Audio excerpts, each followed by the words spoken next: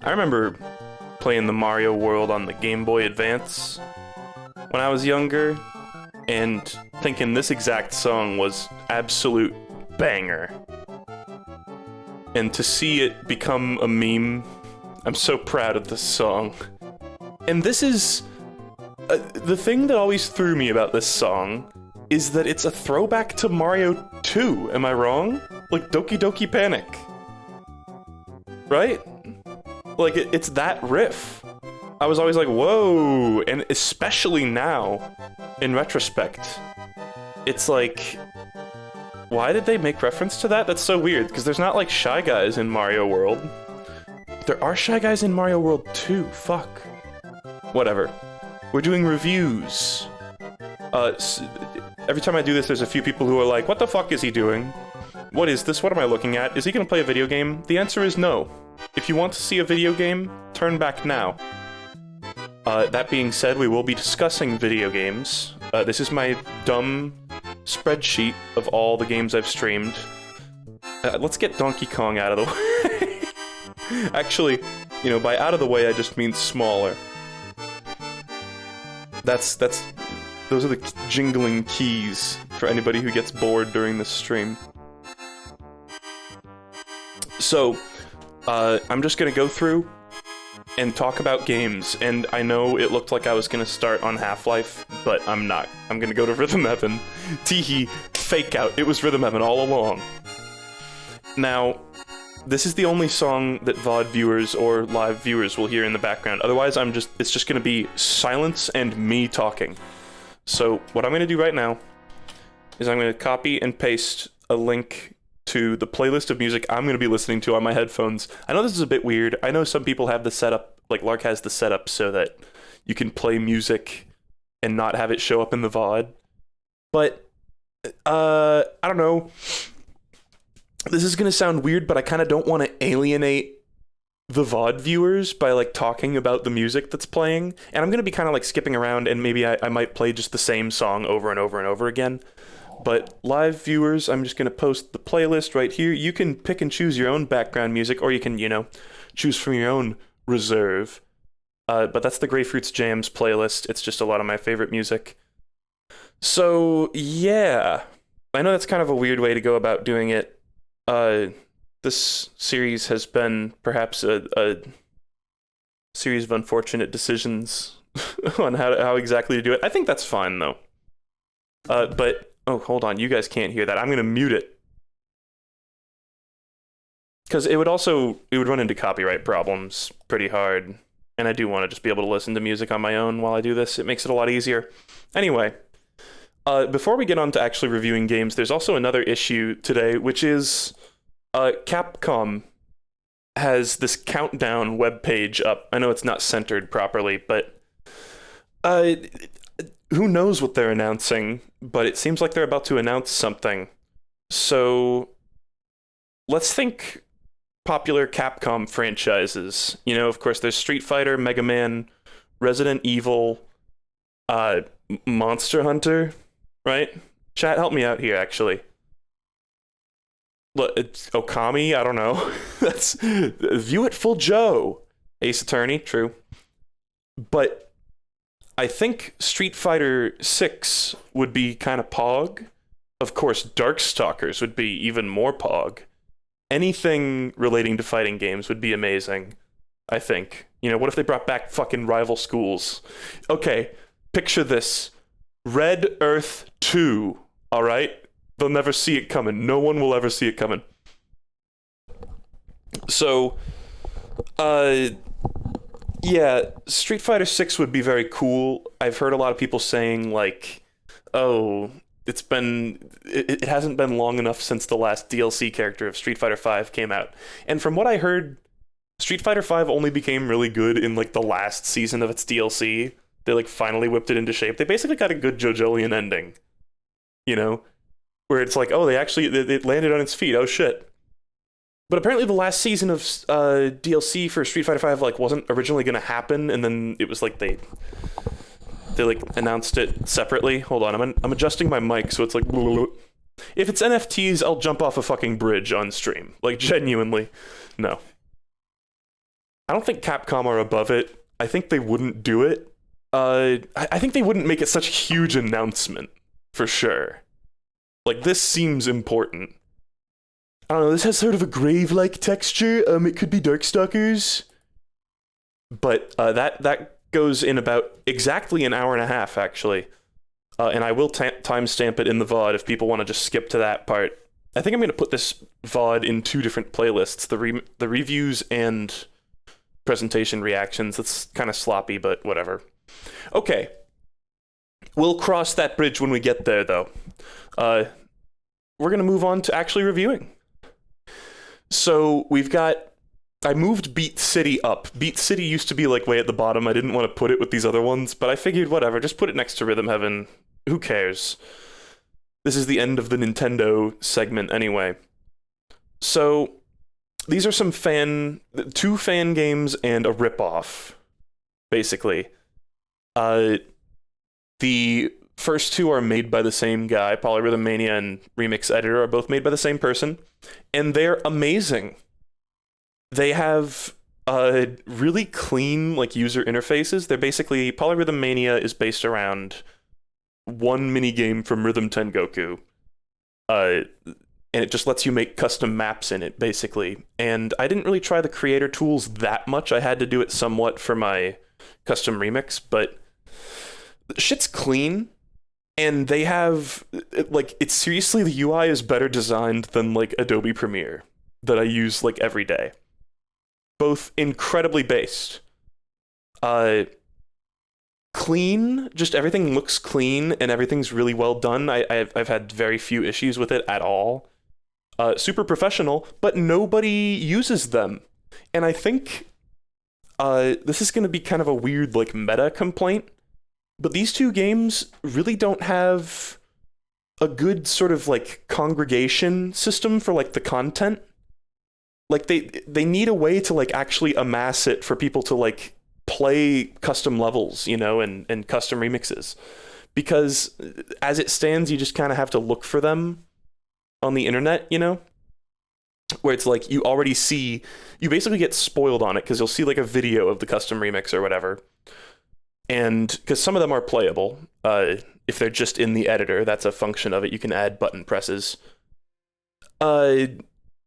People will just post the link to their specific level, and it's like, yeah, you can kind of like scrounge together some good levels that way, but it's kind of time consuming. They like need a way to actually give like put all the levels in one place. Like I searched up, I don't think there's any sort of like custom level based like Discord, you know? Like there's Rhythm Heaven Discords where people share these things, but there's no like centralized place to just like have all these levels, which kind of sucks. And I feel like that's why people don't really use them that much, and they don't get the recognition they deserve, basically. But and in terms of recommending them, it's like keep that in mind, that you're not going to be able to just get a bunch of levels. It's not going to be like Mario Maker, where you can just search this massive like database of all the levels. It's like you have to seek them out on the internet, and there's no like, I made a zip file of them in my Polyrhythm Mania stream actually, but for the most part there's just no like curated list out there. So you kind of need to make your own fun in that regard. But then the creation tools are super clean and versatile. There's a lot of stuff that you can do that's sort of like extra that is not in the original games, you know? And you can really cleanly emulate the actual games. So let's stop just talking about both of them at the same time. Polyrhythm Mania, it gets like an 8 because it is just one minigame, but it's one of the better minigames, and it's so clean. But it suffers from those issues I said, just about like lack of accessibility, I guess. But everything else about it is super clean. It even has its own cute little custom theme music and shit. It's great. Remix Editor kind of blew my mind with how good it is and how many tools there are in there to help you like sync up the sound effects to an actual song, to find the BPM of a song. You know, you can split apart. I showed this off in my stream of it. You can split apart the different sound effects and sort of like mix and match them to your own personal tastes. It's great. Just continually blew my mind with like how good it was. That being said, it's like I recommend it for sure, but mostly for creators, because like I said, it has that same issue as Polyrhythm Mania, but it's also like the custom levels that you play here are not nearly as cool as like Polyrhythm Mania, because Polyrhythm Mania still has the visuals, whereas Remix Editor is just watching music bars go by, basically, and timed button presses. It kind of takes something out of it. It's a little less like actually playing Rhythm Heaven, you know? And I've heard that people are working on, I don't know if it's the same guy that made Rhythm Heaven Remix Editor, but I've heard that somebody is working on a program that makes just playable remixes with visuals, which is nuts. Because there's also Karateka Mania and Bouncy Road Mania. I think Karateka Mania is made by some Japanese person, but Bouncy Road Mania is made by the same guy who made these two. And it seems like people are getting pretty good with that, and modding. It seems like people are getting pretty good at just emulating the games. And I'm not even talking about actual like emulation as we traditionally understand it. Fuck, it's like, you know, simulating how the games work to a really precise level. So that might be something we have to look forward to in the future. It's hard to give this a number rank overall as a game, because it's not really a game. And I've really only used it as a creation tool. But I'm going to say as a creation tool, like 9 out of 10. And like it has that extra shit of you can put the inputs in there. And there's like, you can go for a perfect, and you can see the little meter that shows how off your timing was on your button presses and shit, and just a ton of extra shit. You can do whatever the fuck a monster challenge is from Mega Mix, because I haven't played that one yet. Okay. Beat City. This game's a piece of shit. I hated it. It was not completely irredeemable, but it was very tedious. This is a ripoff of Rhythm Heaven on the DS. Specifically, it uses the same exact control scheme, except worse implemented in every way. Not only do they reuse minigames a ton, like way more than the sequel minigames in Rhythm Heaven ever do, and they don't change very much about them. Like, the visuals don't really change. It's just do this level again. And then even between different unique minigames, they'll reuse songs.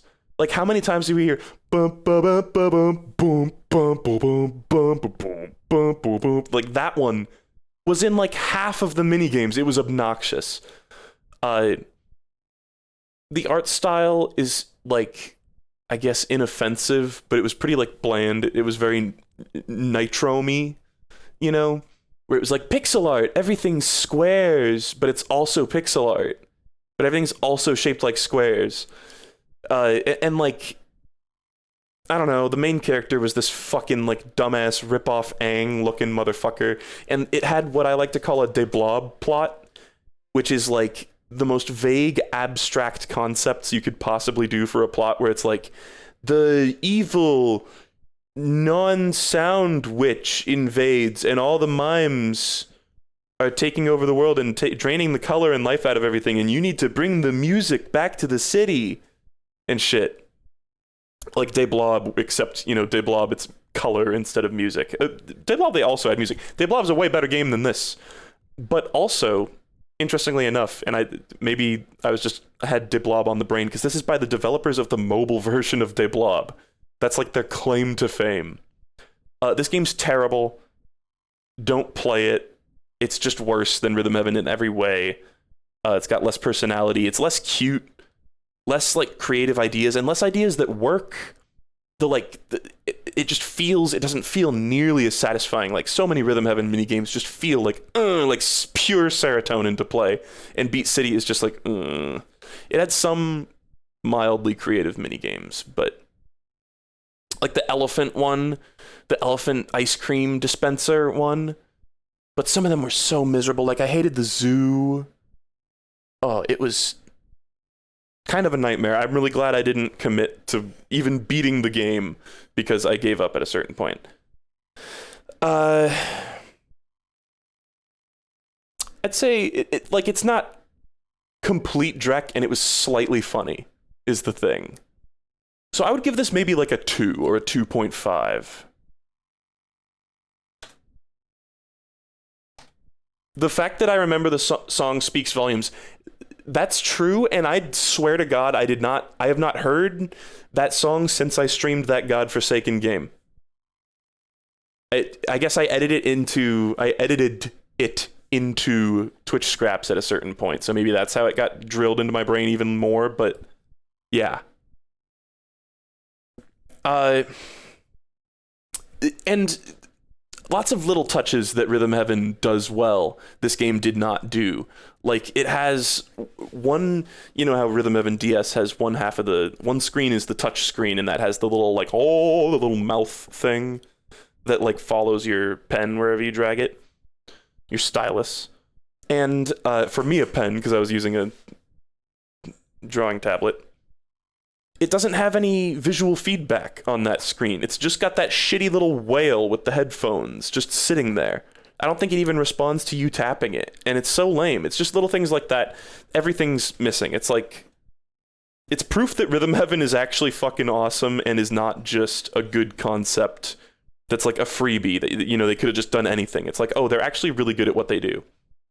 Made me respect that team of developers even more, which I've already said I gained a newfound respect for them at a certain point. Didn't we have alternating color rows for a while? Didn't it like not work out for whatever reason? I could try to do that. If anybody knows a way, I wouldn't be against that. Personally, I don't need it, but I can see how this would be a little hard to process for some people. Sorry, I'm keeping you guys in, oh my god, so much suspense. People are biting their nails. They're like, is he going to recommend Beat City or not? No. It is not good. Don't play it. It's not even that funny.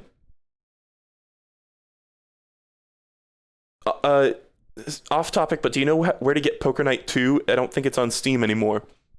I don't know where to get it. You would have to look that up. It is not on Steam. You can't get it. I have it on Steam, but that's because I bought it before Telltale went bankrupt and pulled all their games off of digital distribution. So you might be able to get it off of... my first guess would be check goodoldgames.com. Goodoldgames.com, if any of you don't know, it's great.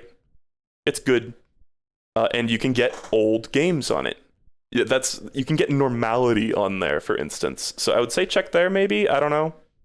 It might not be on there. It might not be anywhere. You might have to pirate it. I'm sorry. You won't get the TF2 items. The TF2 items are they're like the rarest thing now. Rarer than Bill's hat.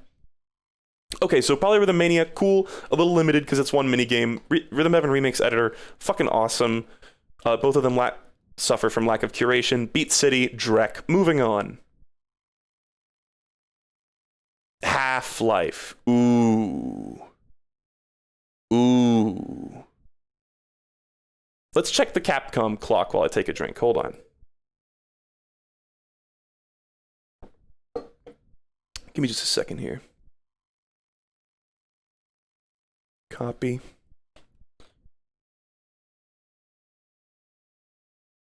Let's get another one in here. Maybe I should leave those up for when I'm reacting to the new Darkstalkers trailer. Okay. So, Half-Life. This is going to take a while, and I'm going to kind of just... as you can tell, there are lots of Half-Life games on this list. And I streamed basically all of what people would consider the mainline ones, and then some additional stuff too, in the form of these and this. So we're going to kind of divide this into two eras. I'm going to do this like real sloppy style. Oh, this is going to be... juice is going to get everywhere. It's going to be running down my arms. Oh, this is going to get fucking disgusting. I'm going to go through and I'm just going to say instantly if I recommend these or not. Basically, I'm going to recommend every single one of them except for the alpha. I swear that was not a planned bit. But then I'll talk in detail. Yesn't. I will talk in detail about them, of course. And we're just I think we're gonna divide this into like, there's kind of like a Half-Life 1 era, which is all these, and then there's a Half-Life 2 era. And we're gonna kind of, in talking about them, I'm gonna kind of lump them together. Am I gonna do a stream for the Valve stream? Wasn't it? I just heard they like went live for a little bit earlier today and then went off stream. I don't know. I don't know anything about that. So Half-Life 1. This is one that I kind of overlooked for a while, but recently, within the last year, I kind of fell in love with this game and this series more than I already did, because as some of you know, Half-Life 2 was my introduction to basically like real video games. I guess Mario Galaxy was more of that, but it was around the same period of time. It was like after I had played Mario Galaxy and a few of those, kiddie Nintendo games, it was like, all right, I got Steam, I played Portal, I loved Portal, it's like one of my favorite games, and I got Half-Life 2, and I actually, can I briefly, let's have a brief diversion. I stole money from my parents to purchase Half-Life 2. This is a true story. I don't know if I've ever talked about this before, because my dad put in his credit card information into Steam in order to purchase like some other game. It was like I had saved up money with my allowance and I bought like Rayman Origins or something like that. And he put his credit card information into Steam and it was saved in there. And at one point, and I swear I was not a bad kid. Like, me and my parents had the very occasional squabble. But I was a pretty well-behaved kid. I don't know why I did this. I think I thought they wouldn't notice. And I was like, well, adults have so much money, they won't notice, whatever. They don't keep track of every fucking penny and check at the end of the month or whatever. And so I bought a bunch of games. And I think I may have bought the Valve Complete Pack on sale. And that's how I have like Counter-Strike and TF Classic and shit. Who says that? Team Fortress Classic? I was like TF2, but then I stopped myself because I was like, no. and shit like that, and like Ricochet, that's how I got Ricochet, but I got like all the Half-Life games and shit like that. And I got it on sale because that Valve Complete pack, that's like a godlike deal when it's on sale. They'll make it like 90% off or whatever. And so I was like, I really like Portal. I'm going to check out these other ones. And Half-Life 2 just kind of blew me away. Like I really, really liked it. Not only is it incredible, I guess we're talking about Half-Life 2 first. I told you this was going to be sloppy. Not only is it incredibly fun, but it's art. Like it's artfully made, and it's a lot of people like to say that Half-Life 2 got like a little botched compared to its pre-release sort of footage and data. I don't know if that's the case. I haven't looked at the Half-Life 2 like alpha. I haven't actually played it. I'm rather well read on the subject though. I don't know if that's necessarily the case, and the end result was fucking incredible. Oh, my parents made me pay back every fucking cent. Yes, I did chores for like a year. Yeah, I was punished. Thanks for asking. Yeah. I didn't get around to finishing that story. Yes, no, I felt like shit, and they noticed, and they made me do a fuck ton of chores for no pay for ages. They didn't really ground me. My parents were not the grounding type. Fair enough. I fucking stole, like, genuinely, I think it ended up being, because I bought a bunch of other games too. It ended up being like $120, I think, something like that. Like a not insignificant amount of money. It was a dumb decision. But played some banger games. Anyway. It's art. Half-Life 2 is art, and Half-Life 1 is art. All of these are fucking goated. Like, they're so good. And it's like, not only was Valve pushing forward technology, like facial animations and all that shit, and all the like lighting engine shit, like they show that off in Lost Coast. That was a big thing. I think Lost Coast came out before the episodes, if I recall correctly, maybe after episode 1 or something like that. Valve are such fucking innovators, and I know that's such a buzzword, but it's so true, and I respect them so much for it, especially during this like golden era where they just cranked out a bunch of fucking spectacular games. And the guns feel good, the progression of the game feels good. I like the characters. Like, there are so many games out there with just purely fucking hateable characters, and I like all the characters in Half-Life 2. And this game came out ages ago, and it doesn't look dated. It looks a little dated. Like, I guess some of the faces, like, real close-up look dated. But, like, it actually looks really good, considering that they were going for, like, a realistic style, which usually does not age well, a la Half-Life 1. But, like, holy fuck, they nailed it. And there's such great atmosphere. The soundtrack is incredible.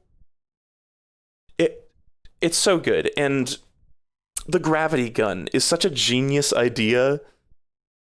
Like, I know other games have similar things, but it's such a satisfying mechanic. And it kind of defines the second half of the game, especially the last part, It's great. It's like Valve always knocks it out of the fucking park. And that kind of goes back to Half-Life 1. After I played Half-Life 2, I was like, oh my god, that was awesome. I think I played the episodes as well. And I think I played Lost Coast. And then I went back and played Half-Life 1.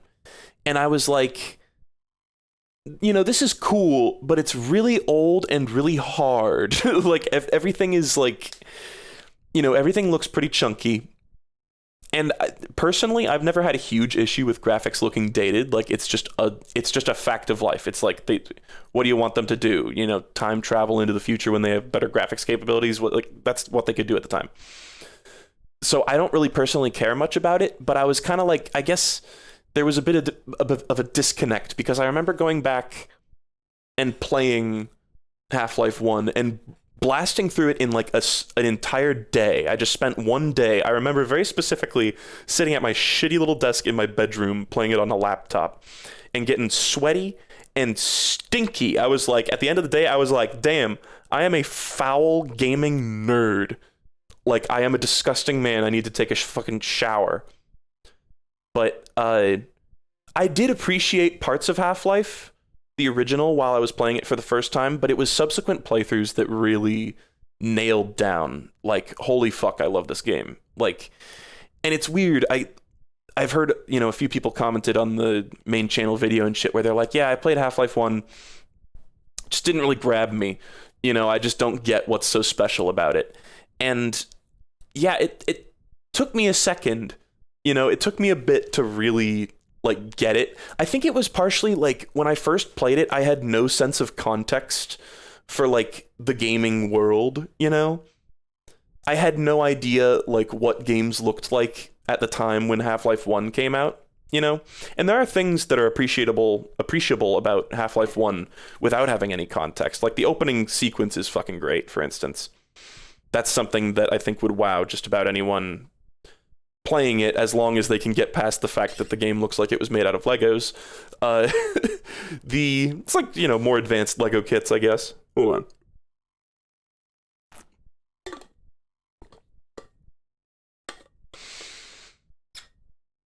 It's like, I've called Half-Life 1 the Citizen Kane of video games before, and I know that's probably a stupid thing to say, but I really think it's legit. It's like, to me, looking back at video gaming history, now that I've become a lot more well-read on it, and this is not perfectly black and white, but I'm going to sort of say it like this to be fucking pithy. It's like all the games before Half-Life were just sort of fucking around, trying to like make a buck off of video games. And then Half-Life was where they were like, okay, let's start addressing this medium seriously and treating it like actual art. And we're making a video game where you run around shooting aliens, but by fucking God, we're going to make it high quality. We're going to make it a compelling experience, and we're going to make it compelling in a way that is specific to video games. That's the most admirable part, where it's like they didn't just fill it with a bunch of like emotional cutscenes or whatever and a ton of voice acting. They committed to like, okay, it's an interactive thing. We're going to really work on making it feel real, and that's why they had Half-Life 1 is sort of infamous for like the enemies have a sense of smell AI, or some of them do. All these weird details, like the alien wildlife that transports over from Zen, it has like a hierarchy where certain bigger enemies will attack certain smaller enemies just because in the natural world that they come from, that's just their natural predator, Shit like that. Like barnacles eating NPCs. The fact that you can kill NPCs, you can kill any NPC in the game. I mean, just about, except for like G-Man. And it has consequences. Like sometimes you can kill over an NPC and that fucks you over. It's like Dark Souls. It's Dark Souls. The game is Dark Souls. But it's great. And they, not only that, but they also were iterating on shooter game design that was being worked on in Doom and Quake, of course. Half-Life 1 was essentially a Quake mod. And I heard recently, actually, when I was playing the Half-Life 1 alpha, I was like, oh, it has the head tilting when you strafe from side to side. And apparently that was in the original CD release of Half-Life 1, but it's like not in modern versions anymore. It's kind of funny. I think that's probably good, but it's not like accurate, I guess. But wow, what a fucking cool game. And so good at delivering atmosphere for a game that looks how it looks, And it's like, it definitely has those flaws. It's definitely jank. And this game was rushed too. Not rushed, but had near the end of rushed development. Infamously, they like didn't get to implement about half or like, 2/3 of the ideas that they came up with for the final level, Zen, which I personally never really had much of an issue with it. I'm a platformer guy, so when I was like, oh, I'm yahooing around in space, cool, fun, I can get down with this. But I can get how some people who are more shooter oriented would be like, this is fucking stupid and I want to play Half-Life again, not Mario 64. But even that area ended up being really cool, and like just the way that they tell story environmentally and like through the enemy's behavior too, with all the little set pieces of like it's like a story about like human folly, where everything just, it's like this nice shiny facility, you know, and everything just kind of like one thread gets pulled and everything just falls apart, you know. And it's like the military gets sent in there, and the military are just a bunch of like thinking, feeling individuals who are also flawed and like doing their own things and acting on emotions, you know, and seeking out killing Gordon Freeman, you know, above their own personal interests just because he's killed so many of their friends. And then the government sends in another cover up to cover up the cover up. I think that's maybe something that's only said in Opposing Force, but still. Shit's fucking whack. It's a beautiful game, and it's like it doesn't even really. I guess it does sort of have. It has a theme, which is like humans are ultimately helpless. You know, it's sort of it's kind of a horror game. I know people kind of scoffed when I said this about Half-Life 1 and 2.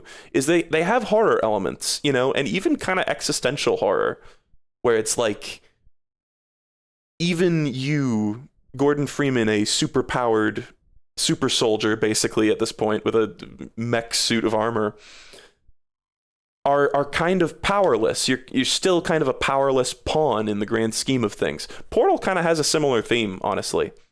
What with, you know, it seems like you've broken free of the system at the end of Portal 1, but really it was kind of all part of GLaDOS's plan, and now she's free and you're still imprisoned, you know? She's not really free, I guess. But she destroyed the morality core. She, like, tricked you. That's always how I interpreted the end of Portal 1, is that she tricked you into destroying the morality core. Because she, like, drops it and she's like, oh, what's that? Oh, I don't know what that is. Wow, you shouldn't do anything with it. There's an incinerator over there, but you shouldn't do anything with it. You know. Let me take a little drink of water here. I'm getting heated.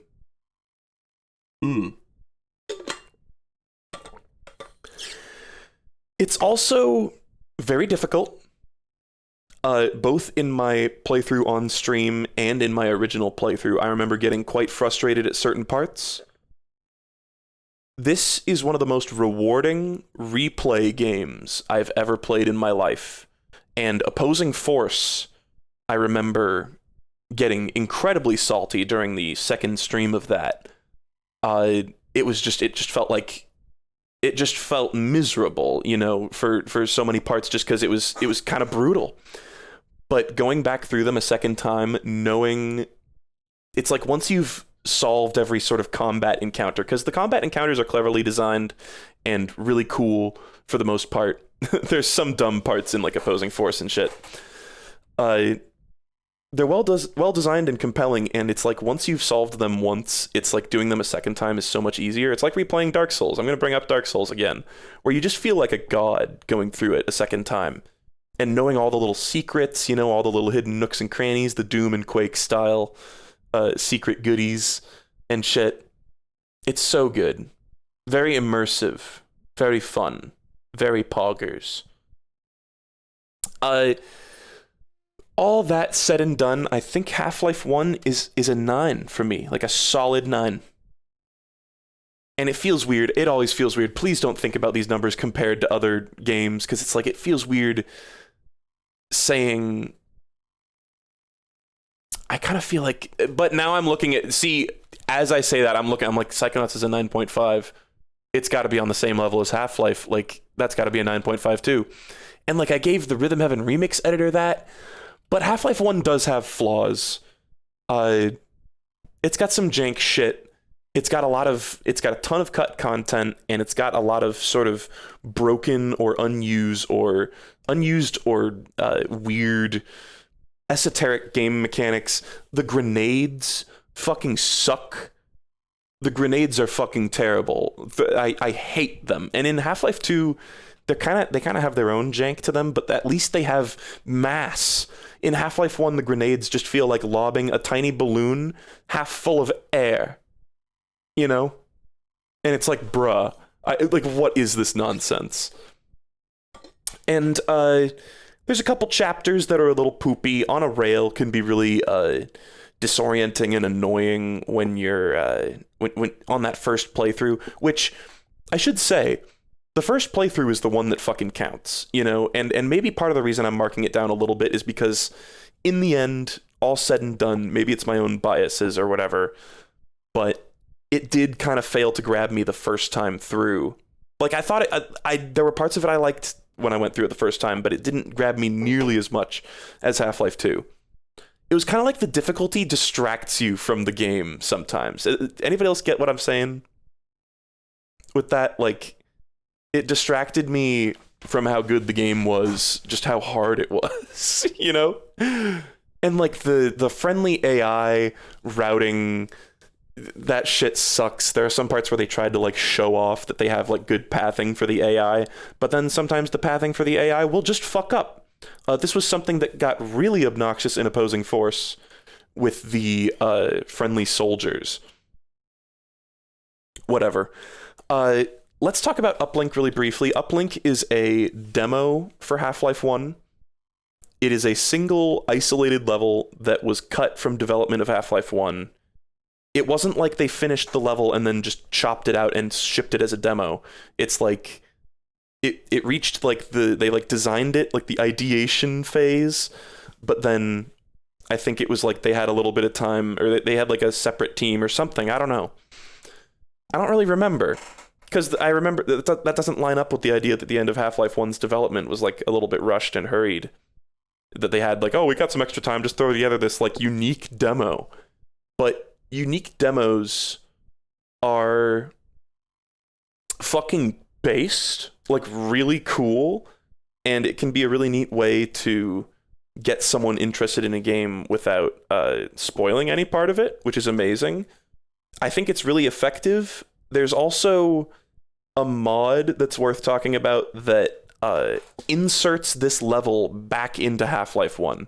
So if you want to be an absolute Chad psycho and you've never played Half-Life 1 and you want to experience it, you could get that mod and it inserts the uplink level into the game. And I wonder, I haven't played it, I haven't tried that mod, but I wonder how seamless it is, because it kind of, the way it ends, I just wonder, I guess it's just like you win that combat encounter at the end, whatever. Very cool. It's not like a legendary level, it's just fine. I remember that weird part where you're in that like dome and you have to redirect the saucer or whatever. There's some cool combat encounters in the like boxes area. I don't know, it feels weird just ranking one level. But it is good. Giving it a number grade is gonna be fucking weird though, because it's one level. I'm just gonna say, okay.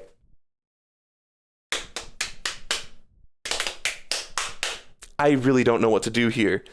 It's like exactly the same level of quality as normal Half-Life. Here's my addendum. I'm just gonna say 9. I'm just gonna say 9.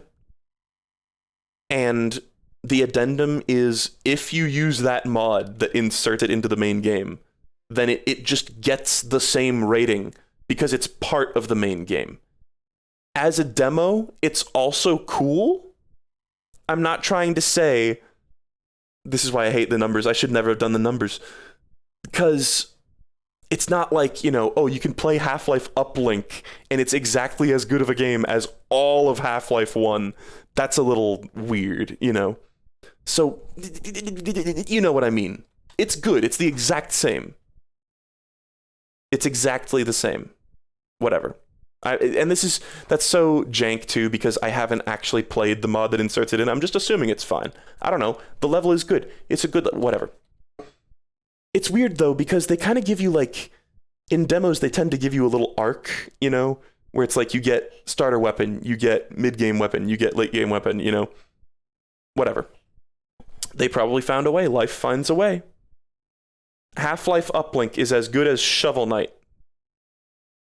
Yeah, so basically if you want to save money and not play Shovel Knight, just play Half-Life Uplink. That's exactly what I'm saying. Yes. Fuck. looks like we are in the final hour.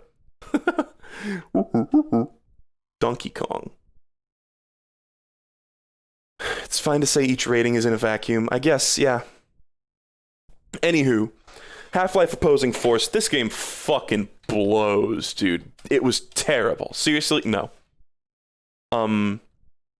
Holy shit.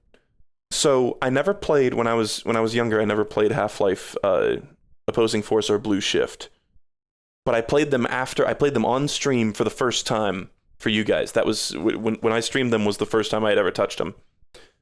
They are, in my mind, totally comparable in quality to the main game, which is incredible because it's funny. Half-Life 1 is basically a Quake mod, and Opposing Force and Blue Shift feel like Half-Life 1 mods, you know? Where it's like, or they're just in the exact same engine. The Gold Source engine, right? Something like that.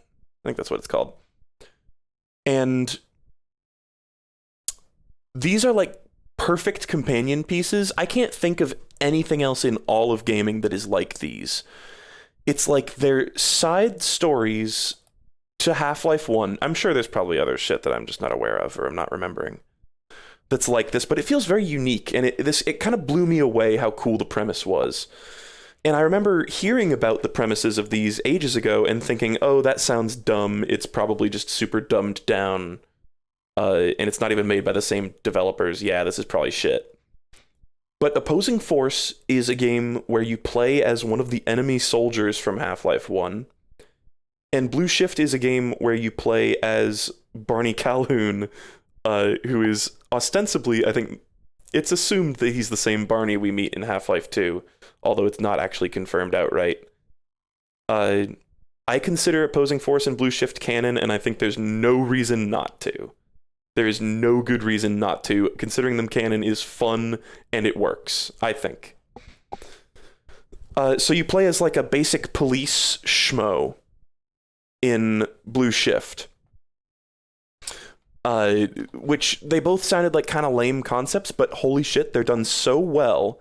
It's like, oh, I don't even know how to describe this. What's another thing that has like a side story where you get glimpses of the main story? You know what? You know what has that?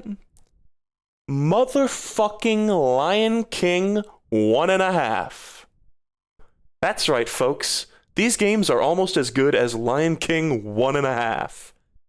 That's the only other piece of media that I can think of that does a similar thing.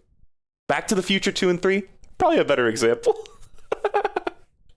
Better Call Saul, maybe. Does it do that? I haven't gotten to that point. Anyway. Opposing Force is canon to hunt down the Freeman. Wow. Anyway. It's such a cool concept. It's like you're running this like parallel side story where you're seeing all the same events of like the Black Mesa disaster going down, but you're seeing it from a totally different perspective, and you're seeing a totally different part of like the facility to the other guys. There's basically Gordon, Colonel Shepard, or Commander Shepard. Colonel Shepard. Shepard is also the name of the Mass Effect protagonist, right? Am I remembering that right? I've never played Mass Effect. And there's Barney. And it's like they get little glimpses of each other. And it's so cheeky and it's so well done. It blew my mind how many really cool parts. And it doesn't just feel like dumb fan service wank. It's like the story feels so much more solid and like, I don't know, immersive. It just feels great. Seeing all these different story elements where it's like, oh, you walk into the room right as Gordon leaves, you know, or you see Blue Shift has this fucking amazing thing where it's like at the beginning of Half-Life 1, the cart goes past this Barney that's like banging on a door. And in Blue Shift, it turns out that you are that Barney and you live through that part. And it's fucking great. And you see Gordon go by in the car and you're like, Gordon, wait, no. It's great. There's just a lot of good stuff like that. And again, the way I'm describing it makes it just sound like dumb fan service, but it really does make the story feel that much more substantial and like lived in. It makes the world feel lived in, you know? there's a special game over if you shoot Gordon. I don't think that's actually if you. I think killing Gordon is incidental to that. It's for trying to follow him into Zen. Because you fall to your death, but you can kill him there, but that's just a glitch, I think. That's just like, they didn't make him invulnerable there. I think if you follow him into the portal at all, regardless of killing him, you still get a game over. But that is funny, like, that's cute shit. The game overs when you kill NPCs are it's kind of a moment where it's like, oh, you know, maybe I shouldn't just go around, like, rampantly murdering everyone, which is fine, but it's kind of like that's the sort of thing that barely shows up in Half-Life 2 because they stopped letting you kill NPCs, you know? I don't know. I guess there was never really a situation where I was like, oh, I can dispatch this guy with no consequence, and then I was like, oh shit, I fucked everything up. I guess there never really was a situation like that. I'm fine with the killing NPCs angle in Half-Life 1. I think it's really cool. It's really neat being a fucking psychopathic murderer.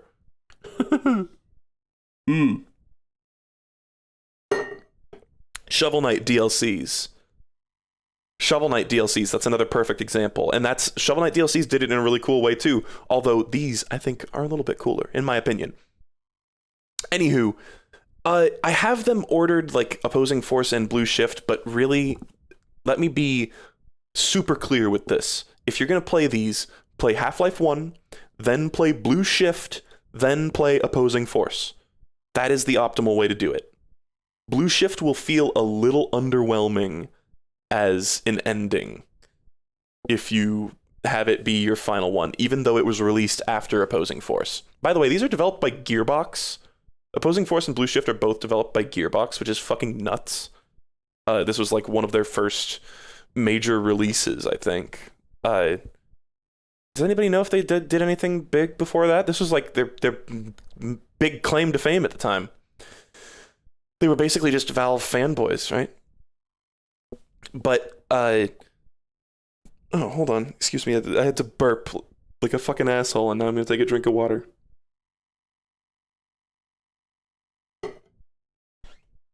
Anywho, both of these games are incredibly fucking cool.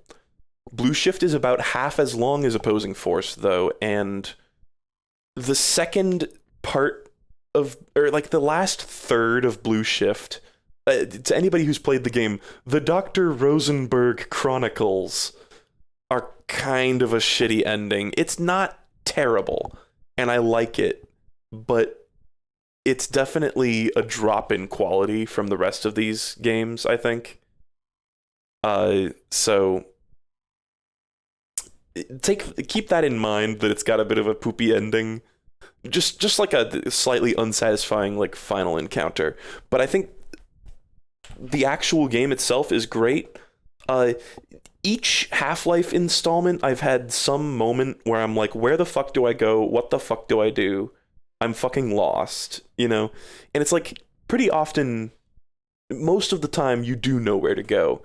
But each one of these, I remember Blue Shift in particular, had this really sneaky fucking ladder that was like the only path to really, I think it was the only way to get to significant progress or something like that. And that's just kind of annoying. That's something that came up in a lot of these games. And they all have the same difficulty too. I guess Blue Shift was slightly less, Blue Shift was not as hard as the other ones because it didn't have time to get as hard. It needs to work itself up. It needs to get into a lather. Anyway, that was gross. Blue Shift gets like an 8.5. I'd say. Let's give it like an 8, actually. And Opposing Force,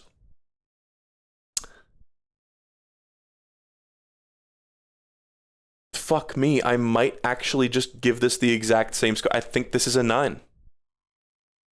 Like, I think it's a full number grade above Blue Shift. It's as good as Half-Life 1. I'm going to go ahead and say it. And, like, there were some somewhat shitty combat encounters, and, like, the final boss sucked dick. So maybe it's an 8.5? Remember the final boss? Yeah, I do. Don't worry. I'm also thinking about that fucking part in the tunnels where they just spawn like it's like a little Pac-Man maze in the dark where you have to use your night vision against like 10 of those big tank alien enemies. Ugh. That sucked. Kind of on the fence. Whatever, let's just leave it at a 9. Because it's got so many great moments. Honestly, I wonder if it has more cool moments than Half-Life 1, genuinely. Maybe, probably not.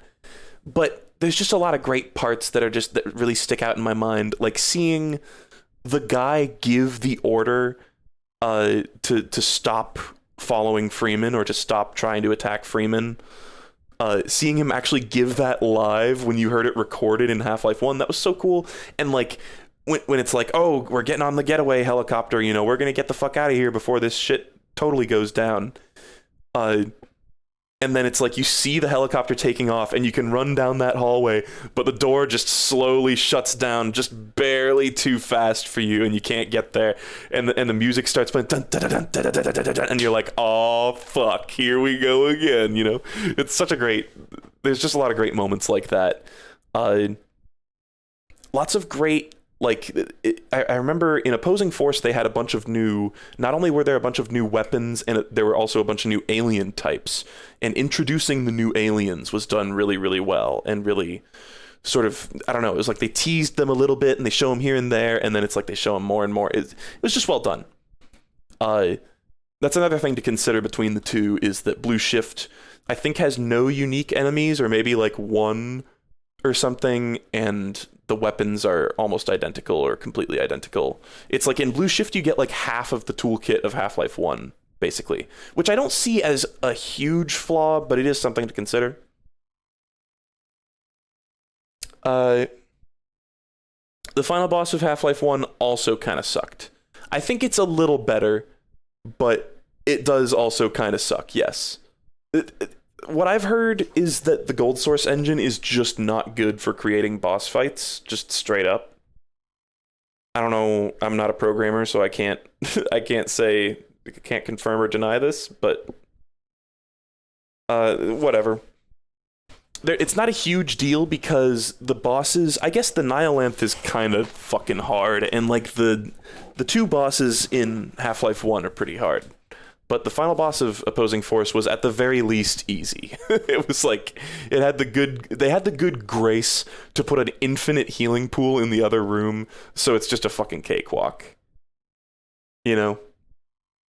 Nihilanthe at the very least has like cool lore implications. Oh my god, the way the Nihilanthe talks to you. The moment when you get deep enough into like the alien factory or whatever, that it starts going, Freeman, and you're like, oh shit, it's talking to me now, fuck. That's such a great bit. Anyway, Opposing Force and Blue Shift, or I should just say Blue Shift and Opposing Force. Can I just swap these around so that there's no confusion? Play these in the order I want you to. So that you won't feel underwhelmed at the end of Blue Shift. Oh, and like, you know what's so cute in Opposing Force? Blue Shift's training, or its like tutorial, is just copy-pasted from Half-Life 1. But the tutorial in Opposing Force is boot camp, guys. It's boot camp. How cute is that? And like, it's a whole thing. It's not like just a series of little rooms in a bunker or something. It's it's like open air. Oh, you're in the shooting range. Oh, you're doing all these different like military training things. So cool. Makes me think of the rope swinging mechanic, though. That's in the final fight. It's honestly not that jank. It's weird how not jank the rope swinging is, even though it is jank. Slightly. That was like one of the very few like gameplay innovations they made in that game. They were like, we have ropes now, and it's like, oh great. Ladders, but they move around like a fucking spaghetti noodle. Yeah, really cool tutorial. Amazing. Like, if you can get past the fact that these games don't look great, and oh man, Half-Life, don't play Half-Life Source. Please, for the love of God, don't play Half-Life Source. It's just a lesser version of Half-Life 1 for a lot of different reasons. It's just buggier, and I think it's harder. I think it's genuinely like the bugginess makes it more difficult because it's like some of the good like balance design decisions got like removed. And then there's fucking Black Mesa, which I have not played. I've heard it's great. I can't wait to play it, but I will. I will wait to play it. I'm gonna wait to play it. I think I own it, but that's one we're not going to be ranking today. Then the Alpha. Now, God, do I even recommend this? I might even recommend this. This is not an official release. This is an early build. It was leaked at a certain point, I believe, or just released. I think leaked. It's cool to look around in, for sure. If you enjoy looking at that sort of stuff, if you're like, I've played all the other Half-Life content and I need more, and I want to see like cool, interesting alpha content, go for it. But it's not a game. It's not a finished game, and like there's not really, you can't make it a fun experience of like, oh, I'll get from the beginning to the end. It's like a lot of the levels are disconnected. A lot of them don't have objectives that are completable. A lot of the enemy AI isn't written. You only have so many weapons.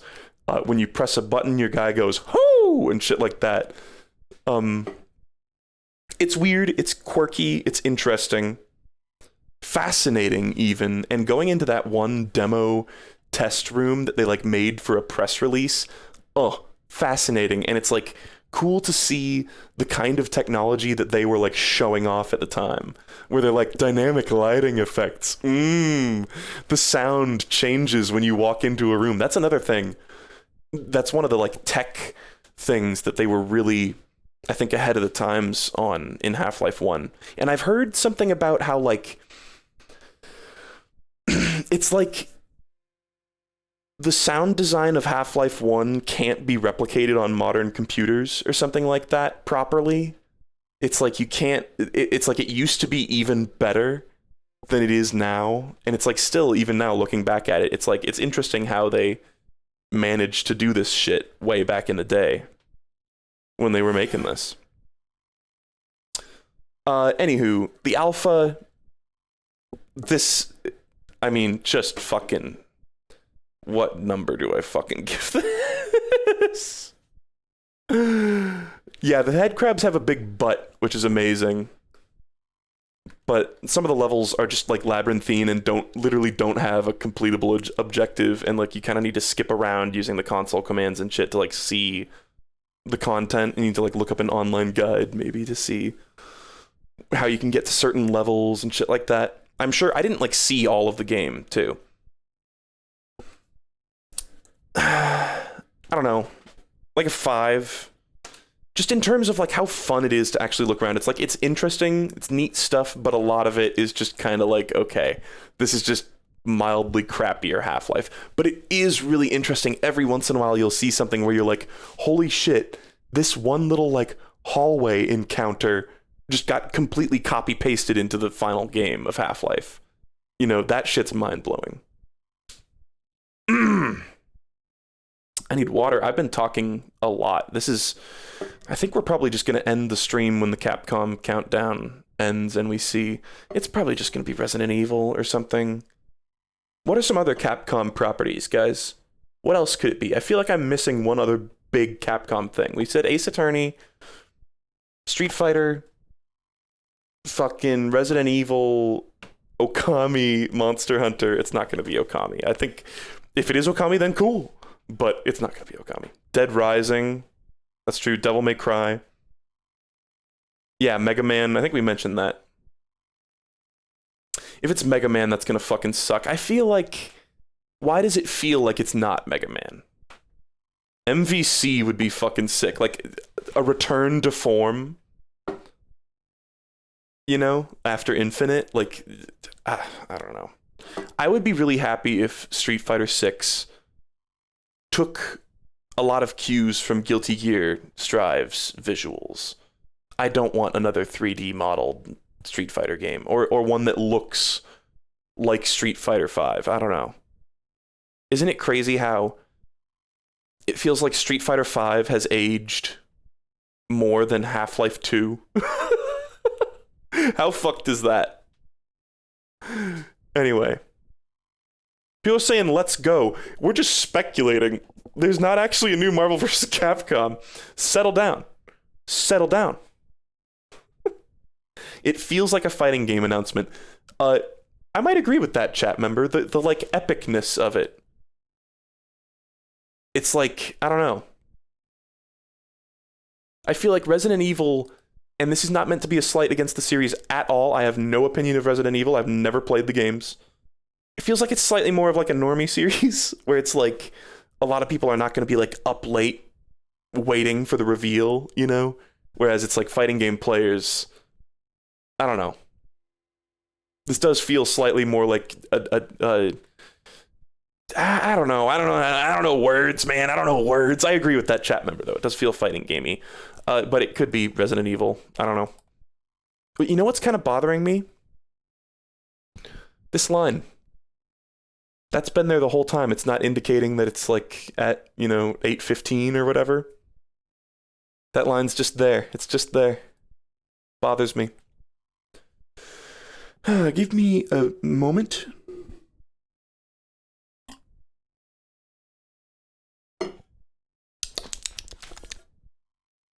Water.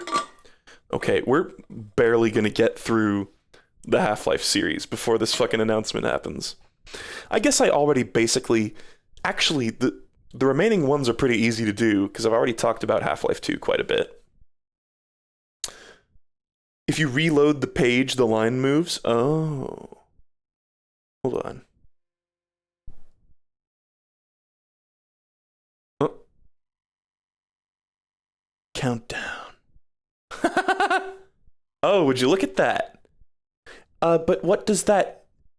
It's 8:29 p.m. So what do you think... What is that line meant to represent? Is that like the number of hours that it's counting down? It's not like the actual time? It's just a little disorienting because it's shaped like a clock, you know? Anyway. Half-Life 2 is awesome. It is very fun. Just like Half-Life 1. Half-Life 1 is incredibly fun. Half-Life 2 is fun on the first playthrough, though. This is a big glow-up. I know a lot of people complained that Half-Life 2 was not difficult enough. As a total scrub newbie gamer, I found it adequately challenging without being too daunting. I think Episode 2 had a couple of encounters that I got, like, frustrated at. But really, overall, it was fine. It was much less like painful than Half-Life 1, and in that, I got to enjoy the game a little more. You know, like I got to get a little more into it, into like how atmospheric it is, you know, and how much of a commitment to like tone they have and cool world building. If you've never watched Leadhead's videos, there's some really fucking cool shit that is just tucked away in hidden lines of dialogue, or in lines of dialogue that you hear in the form of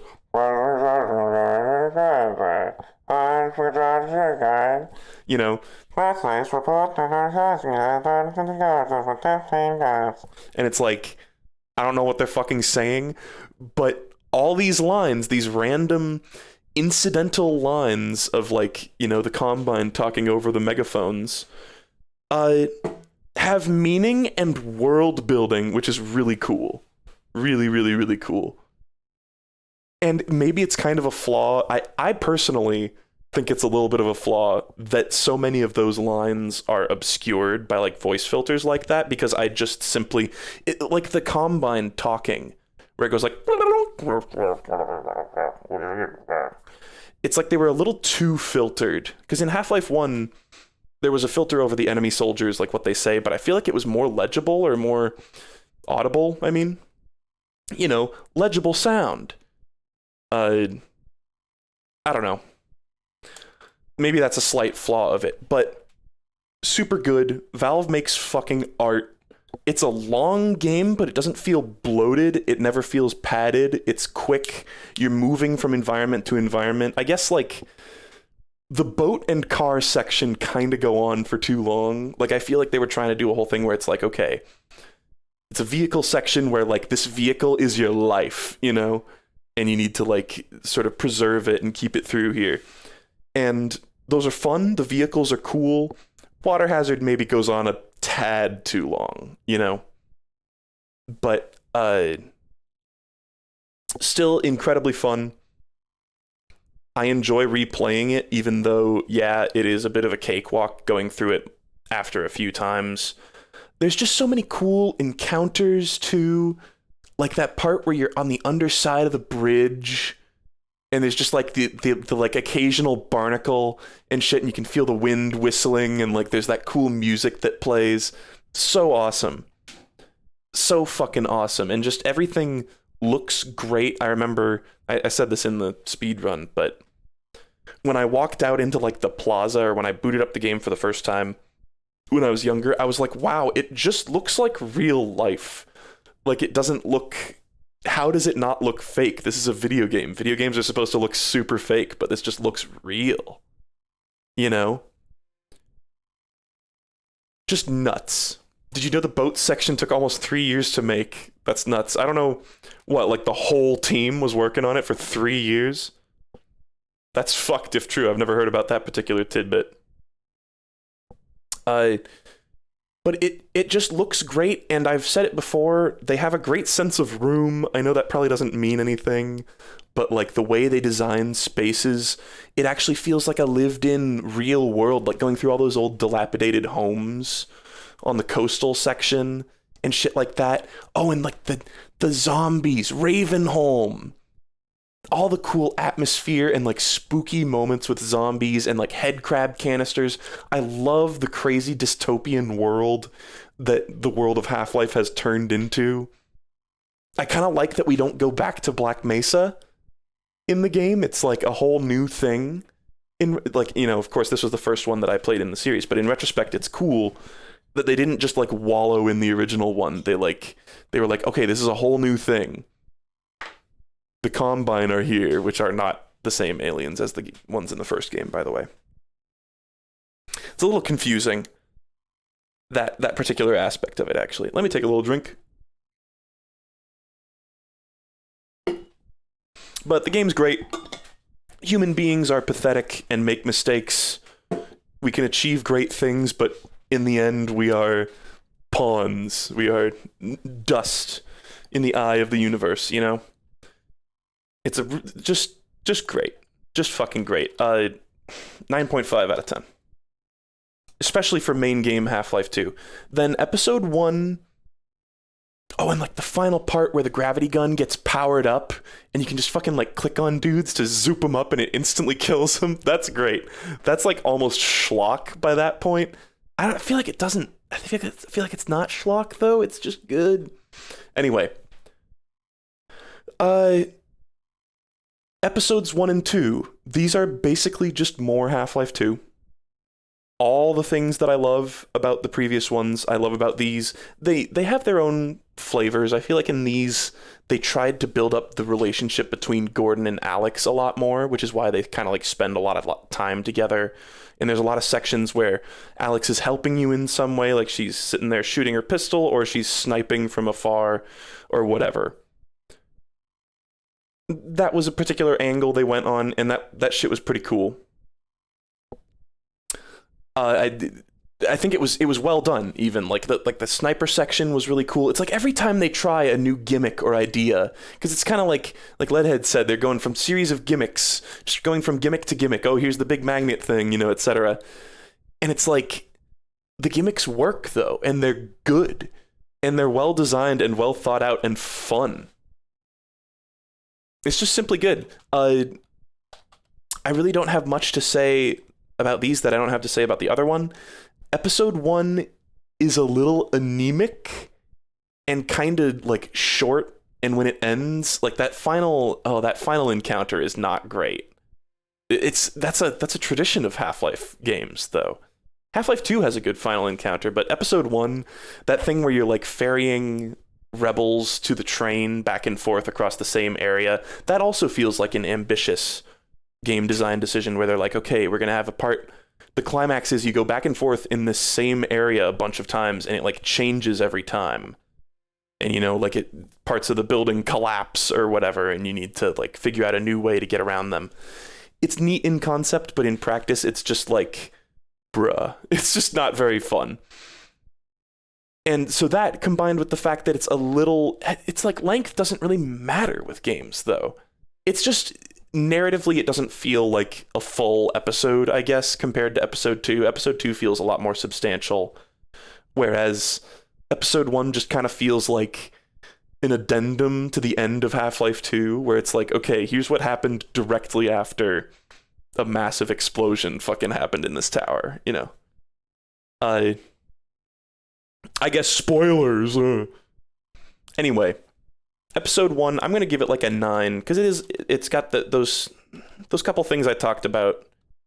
And it just feels kind of like a middle child where there's no super distinct beginning and end point. Episode 2 is a lot more solid. I would rate it also a 9.5.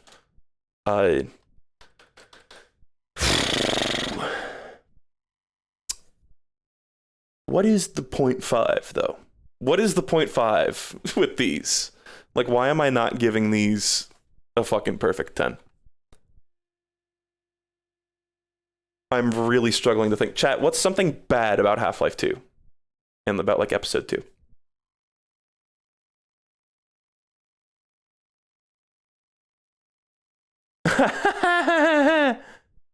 The ending that'll never be continued. Fuck me. It's probably true.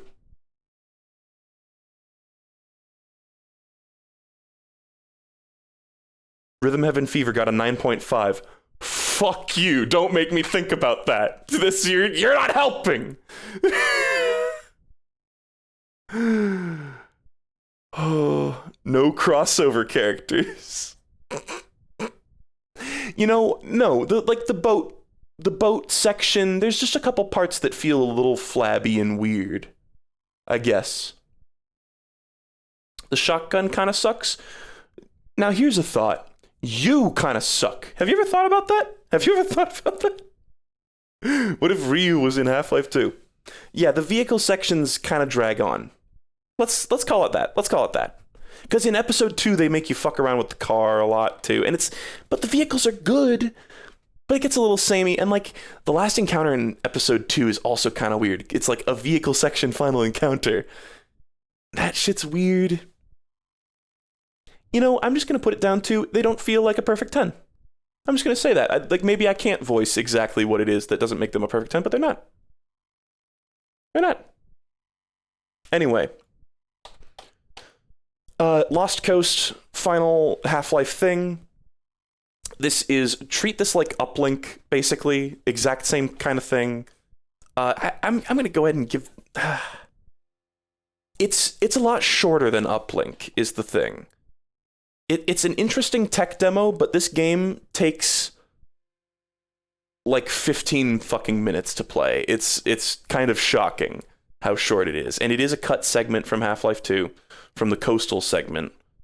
And they kind of just chopped it out and made it have sort of a nonsensical beginning and ending, I think kind of as a joke. I never actually found the true ending to this game on stream, which is just you go down this little like squeaky thing and talk to the fisherman one last time, and he says, "Oh, you're fading away," or something like that as the screen fades to black. Didn't miss much, but it's kind of got a non-canon feel to it. And it's neat, and it's good, and I like the developer commentary. Valve, can we just talk about developer commentary in Valve games? Holy fucking shit, they're so interesting and cool. Most Valve games have a mode where they put these little dialogue bubbles floating around in the game. It's like you can switch this on, and during your playthrough, you can do commentary mode. And if you click on the node, and have fun. they'll have a little voice clip of one of the game designers talking about something that was an interesting challenge for them designing that area, or something that they thought was cool or funny, or something, some anecdote or something like that. And they're super in-depth and super interesting. There's lots of really cool stuff. I remember one in particular in Portal 1 where they're like, yeah, there's this ladder that just breaks away if you touch it. The only reason we put it there was to lead your eye upward to this like opening that you need to see, which was really, that one stuck out in my memory. I was just like, oh, this is so cool. And Lost Coast kind of has, it's like the developer commentary mode is almost the main feature, because the game is kind of a tech demo for a new lighting like technology that they were using for the episodes, I believe. And it's really neat. They've got some specific stuff, like I think there's one node that actually like takes control of your camera and like shows you comparison shots of the same scene with different lighting applied to it and shit like that. It's really fascinating. So that's one admirable aspect of Lost Coast, but it's also something that is awesome in, I think, all the other ones. Does Half-Life 1 have developer commentary? It does, right? I think I've checked that out a little bit. Anyway, pretty cool. It's just such a short level that it really feels like eating a single potato chip, you know? It's like not even like a little bag. It's like one singular fucking chip. It's like, okay, that was Half-Life 2 Lost Coast, you know, where it's like so snacky, and there's no mod for inserting this into Half-Life 2. That maybe there is, actually, I don't know, but I doubt it. And Half-Life 1 doesn't? Okay. I'm not sure. I'm like 50-50 on this. I seem to have some vague memory of clicking on it like once, but maybe I'm completely wrong. It's like an 8. I'll give this like an 8. It's like, check it out. It's free, I think. Or if it's not free, it's like $1 or something. It's interesting, but don't expect any new fucking like revelations about the Half-Life world. Like really nothing new is elaborated on here, but it's just a solid level. It's a lot like Uplink, except shorter, not meant to be a demo. It's just sort of there. You could use it as a demo. Half-Life 2 doesn't too. Lost Coast was the first one to have dev commentary. Is that real? I could have sworn Half-Life 2. Are you sure? I kind of want to boot up Half-Life 2 right goddamn now. Because I know Portal had it. Fuck. How long do we have till Capcom Countdown? Hold on, give me... I'm gonna boot up Half-Life 1. Or Half-Life 2.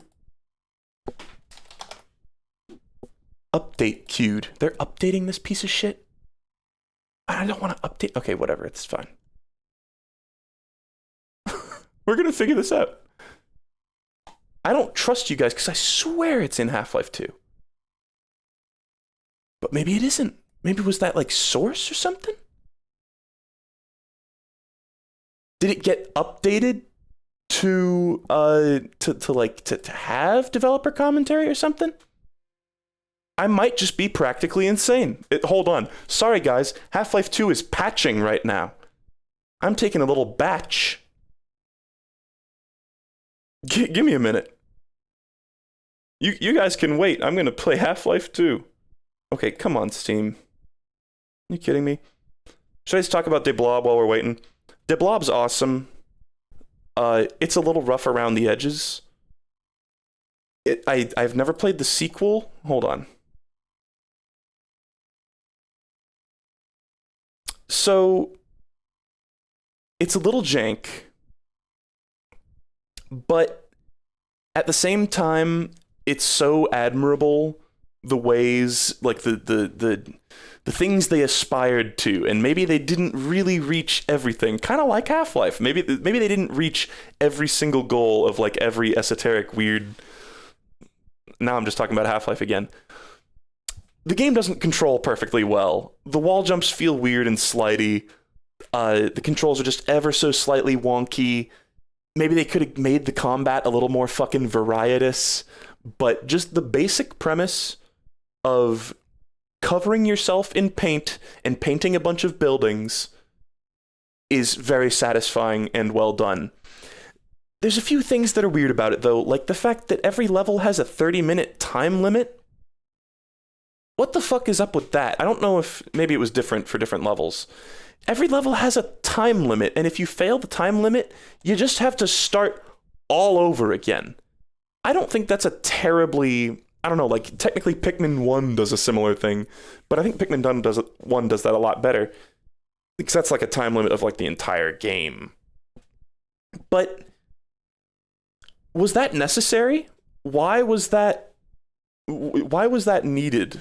You know, I feel like they could have introduced a challenging element to the game without doing that, and that being said, it was never something that like made it feel challenging. It was just kind of like, I guess it was just kind of like to keep you moving along. I don't know. Keep you from like dwelling on one area and trying to paint absolutely fucking everything. But what's wrong with that? I don't know. I think on stream, did we fail a single level? Did it ever come up as a factor? I don't know. But it's kind of a weird thing.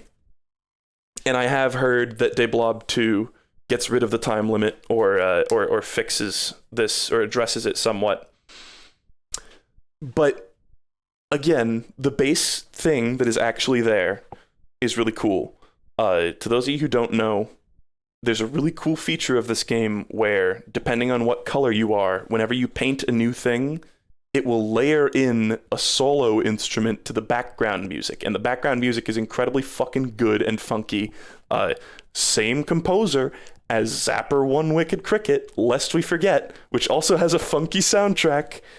So it's like, you know, when you paint a bunch of buildings red, there's like a cool saxophone lick, like a fiery, you know, saxophone lick.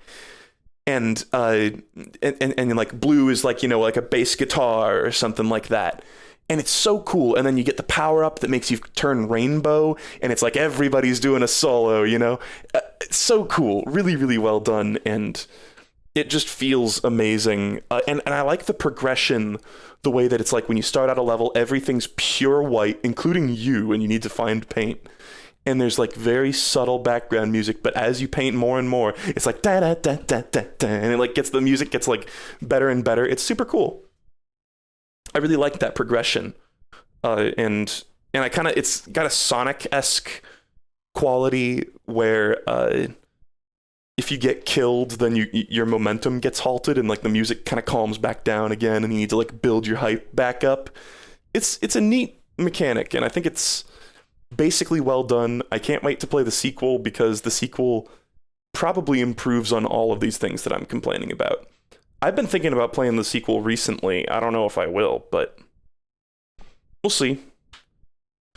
But yeah, it's also on the Wii, so you have to worry about shaking the Wiimote. I guess there is a PC port. I've heard the PC port is a little jank. Actually, I played the PC port. Right? I played it because I didn't want to do the Wiimote shit. I think I played it, and it was a little jank. It had like weird... It was like every once in a while the main character would go into a choppy frame rate for some reason. I remember that. But yeah, I will play Deblob 2 at some point. I own it on Steam. If it's also jank, then oops. But I'm not getting it on fucking Wii. But good game. Solid game. The plot is pretty basic. Refer back to Beat City. It's like, oh, the ink guys are taking over. Bring the color back to the city, Deblob. You know, it's like I don't really care about his little posse of colorful characters or anything like that. But it's fine, and the actual gameplay is fun and satisfying, and the game looks good. It's a visual feast, especially because it's like a gorgeous, it's a masterpiece of your own creation once you've painted it, you know? Let's give this like, you know, this gets the same ranking as like a solid Mario game. 8.5. I think that's good. Yes, recommend. Good game. The cutscenes for De Blob 2 are out of this world. We'll just have to see. We'll just have to see at a certain point. The characters are, like, fine. They're fine. Let me take a drinky.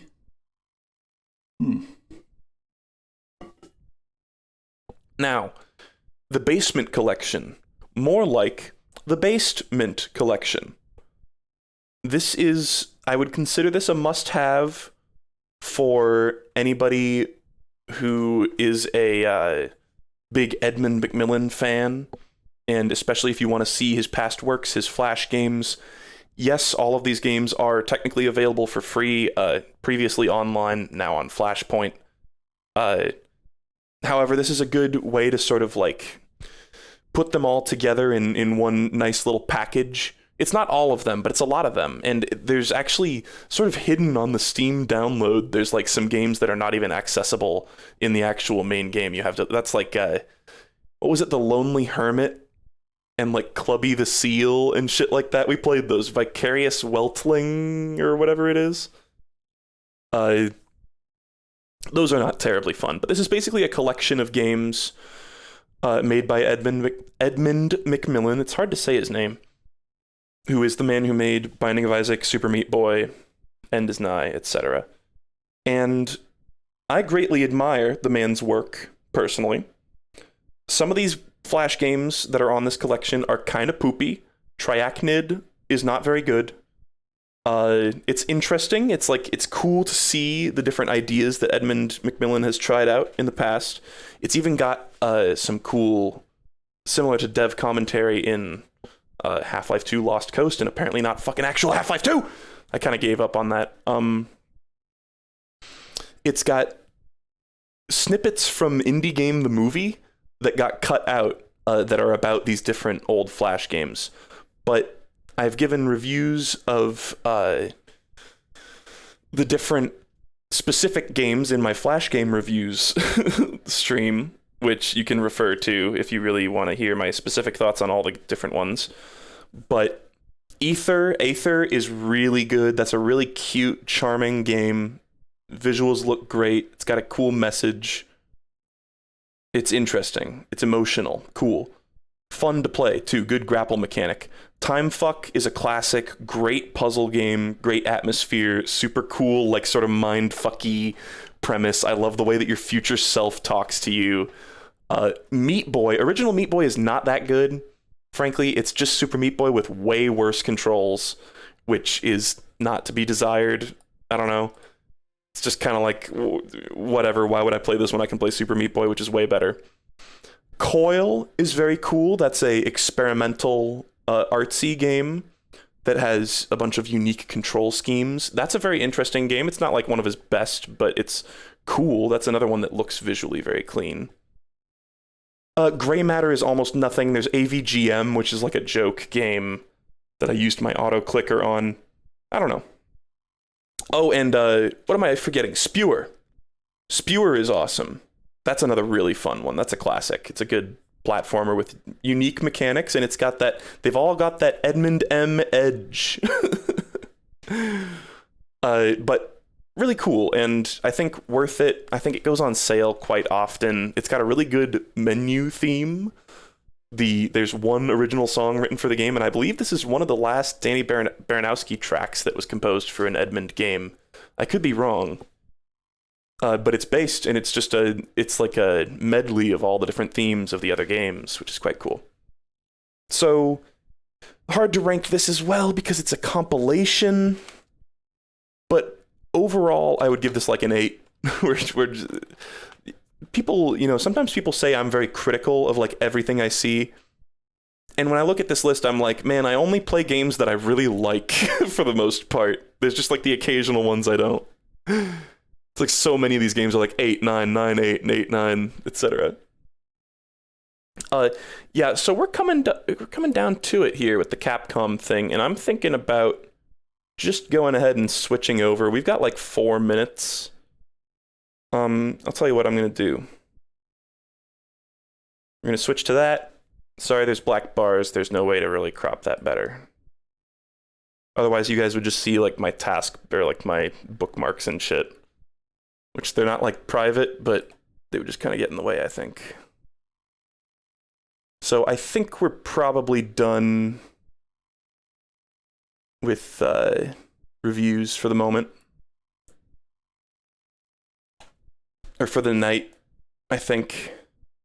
I was kind of hoping that I would be able to get through Half-Life a little quicker than that. the Half-Life saga, I was hoping to get like pretty far past that today. I was a little worried that I was going to have to talk about Fallout New Vegas today, but we didn't even really get that close. So whatever. The thumbnail for this is going to be very simple. It's just going to be Gordon Freeman's fucking dumb face.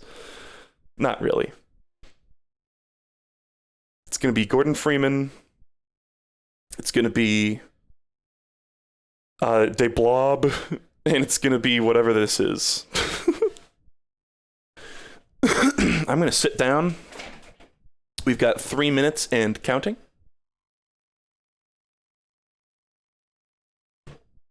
I really have no idea what to expect, but like we discussed earlier, I would love to see fighting game news. Just personally, because for my own selfish interests, because it's just another game that we can play on stream. Street Fighter Battle Royale, Mega Man vs. Darkstalkers, Peggle 3. Yeah, if it's just Dead Rising or Resident Evil, then I'll be kind of whatever nonplussed about it, but who gives a shit? Just felt like doing this on the off chance that it's something fucking based.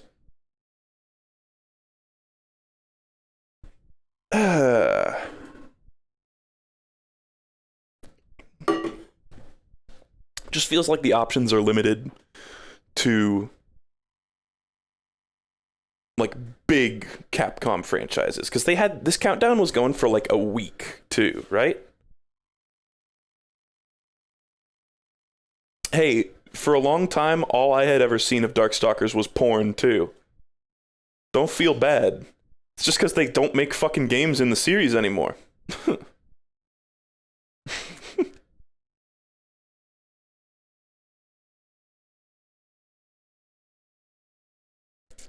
Yeah, sorry, I'm just kind of letting my voice rest right now, honestly. It's 8:59 on 2/20/2022. I don't know if it's gonna, like, am I gonna need to refresh the window or something? Maybe, like, the instant it ticks over to 9 p.m., I'll refresh the window if it doesn't, like, start doing something. Which, usually with this kind of thing, I remember waiting for Meet the Pyro, and it was like, it didn't instantly go up when the countdown ended, and I was like, it's broken! Oop, 9 p.m. Santa's coming to town. Santa! Okay, I think now all we can do is wait. Darkstalkers porn NFTs.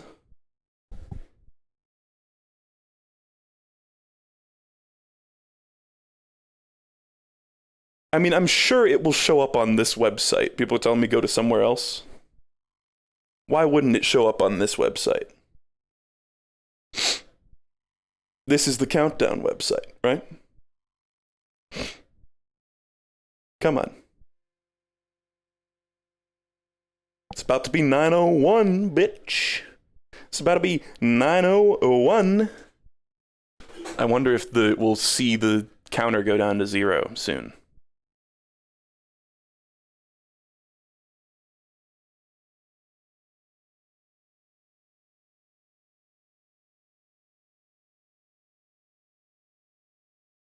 It's the countdown website, not the reveal site. That's a different website. That would suck.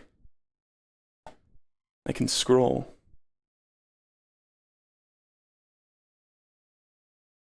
It's always like this. It's 9:01.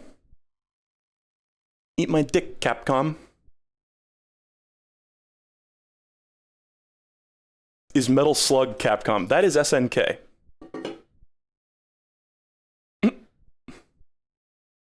Come on. Come on. Come on.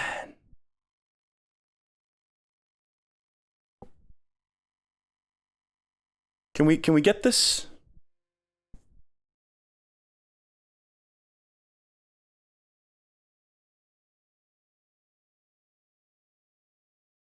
They forgore.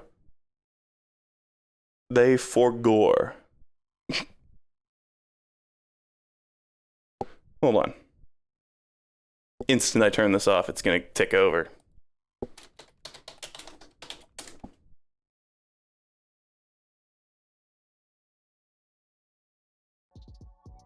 Still not going.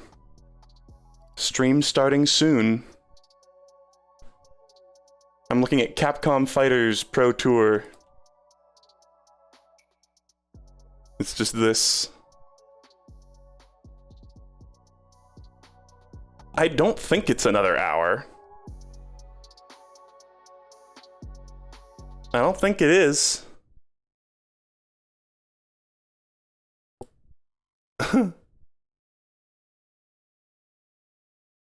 Well, guys, could I get a little more information than just Twitch? What do I do? Like, Capcom Fighters, Twitch.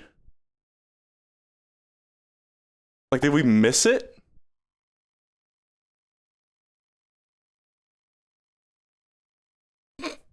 Like he can kind of insert his What is will this? on anybody, but not Kawano though. Kawano Did it happen? What is this? At this point, Correct. oh, this is getting a lot harder. As this dicey. hill is getting bigger now. I don't think Daigo's going to stop either.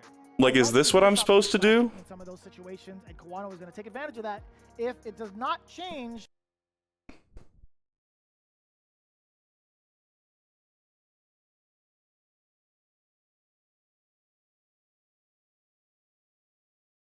Do we have any info here?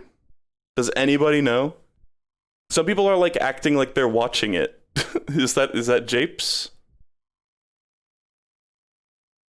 Oh shit. Wait, what even game is this? Is this Street Fighter 5? Must be. That's a Street Fighter 5 stage. It's got colon.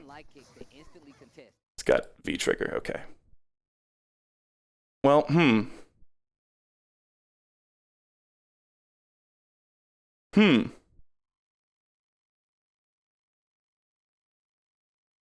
That would be disappointing. Announcement probably after this set? I mean, are we sure, or is that just a guess? Countdown Stucks. Stucks. But again, Kawano, he was almost ready with the ice school spear. You see the trigger down. Oh, look, it's Daigo. Oh wow, I know him. Daigo just hopped over like a bull. Toro, like I'm out. Uh-oh, the throws. Guess we're fucking watching this, huh? Oh wow. You're actually. I'm sorry it's cropped weird. Oh, what the heck? Oh my god. Damn, that's a lot of Spent it damage. all. Spent it all. Boy, I was a little iffy on the fence. I thought he was gonna live. Let's refresh this. Stun, but either way, man, Countdown. spending that cash. Daigo's gonna be doing the same now. Starting things off. All right, let's go, Justin. Towards the wall. Big jump in. Baited into watching esports. God damn it. Not again. Okay, gets the crush this time. I'm looking for a back throw. Air throw. I hope the spinning Donkey Kongs add to your immersion. Still just occasionally checking that. Let's go, Justin. Target combo just built up that trigger, by the way. Kawano now at an advantage. It's funny, have you guys seen like Justin Wong's YouTube where it's like people constantly clown on him online in Third Strike by doing the perfect parry in various forms? It's pretty funny. He's gonna stay that way though. Okay, he had to put it out after the target combo. What a backdash there for Target combo.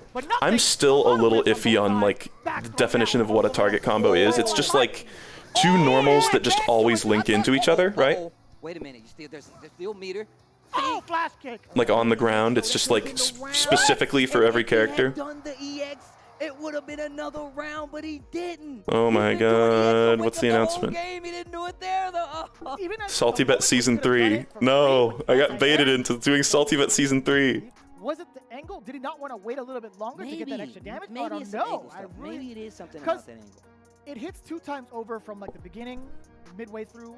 I can't count the frames exactly, but maybe wow, I the hate tail this. End, he wasn't too sure about it. He still had plenty of time. There isn't really like a normal Countdown to DK. hit that far down, but still Daigo again, still should have tried. It's just a pre-programmed link that you don't have to link manually. Yeah, It's just okay. the fact that Kawano's doing this thing where that's this back and forth at this Weird range where he target looks combo. like crouching medium punch as well, maybe back fist. That's The one thing that took me a while to figure out was the fact that only certain normals are possible to cancel into a super. Can you believe it? 4-1? It's just arbitrary, basically. Oh, wow. my God. Well, not arbitrary, it's like, you know, there's a lot of moves that are useful for linking up into supers.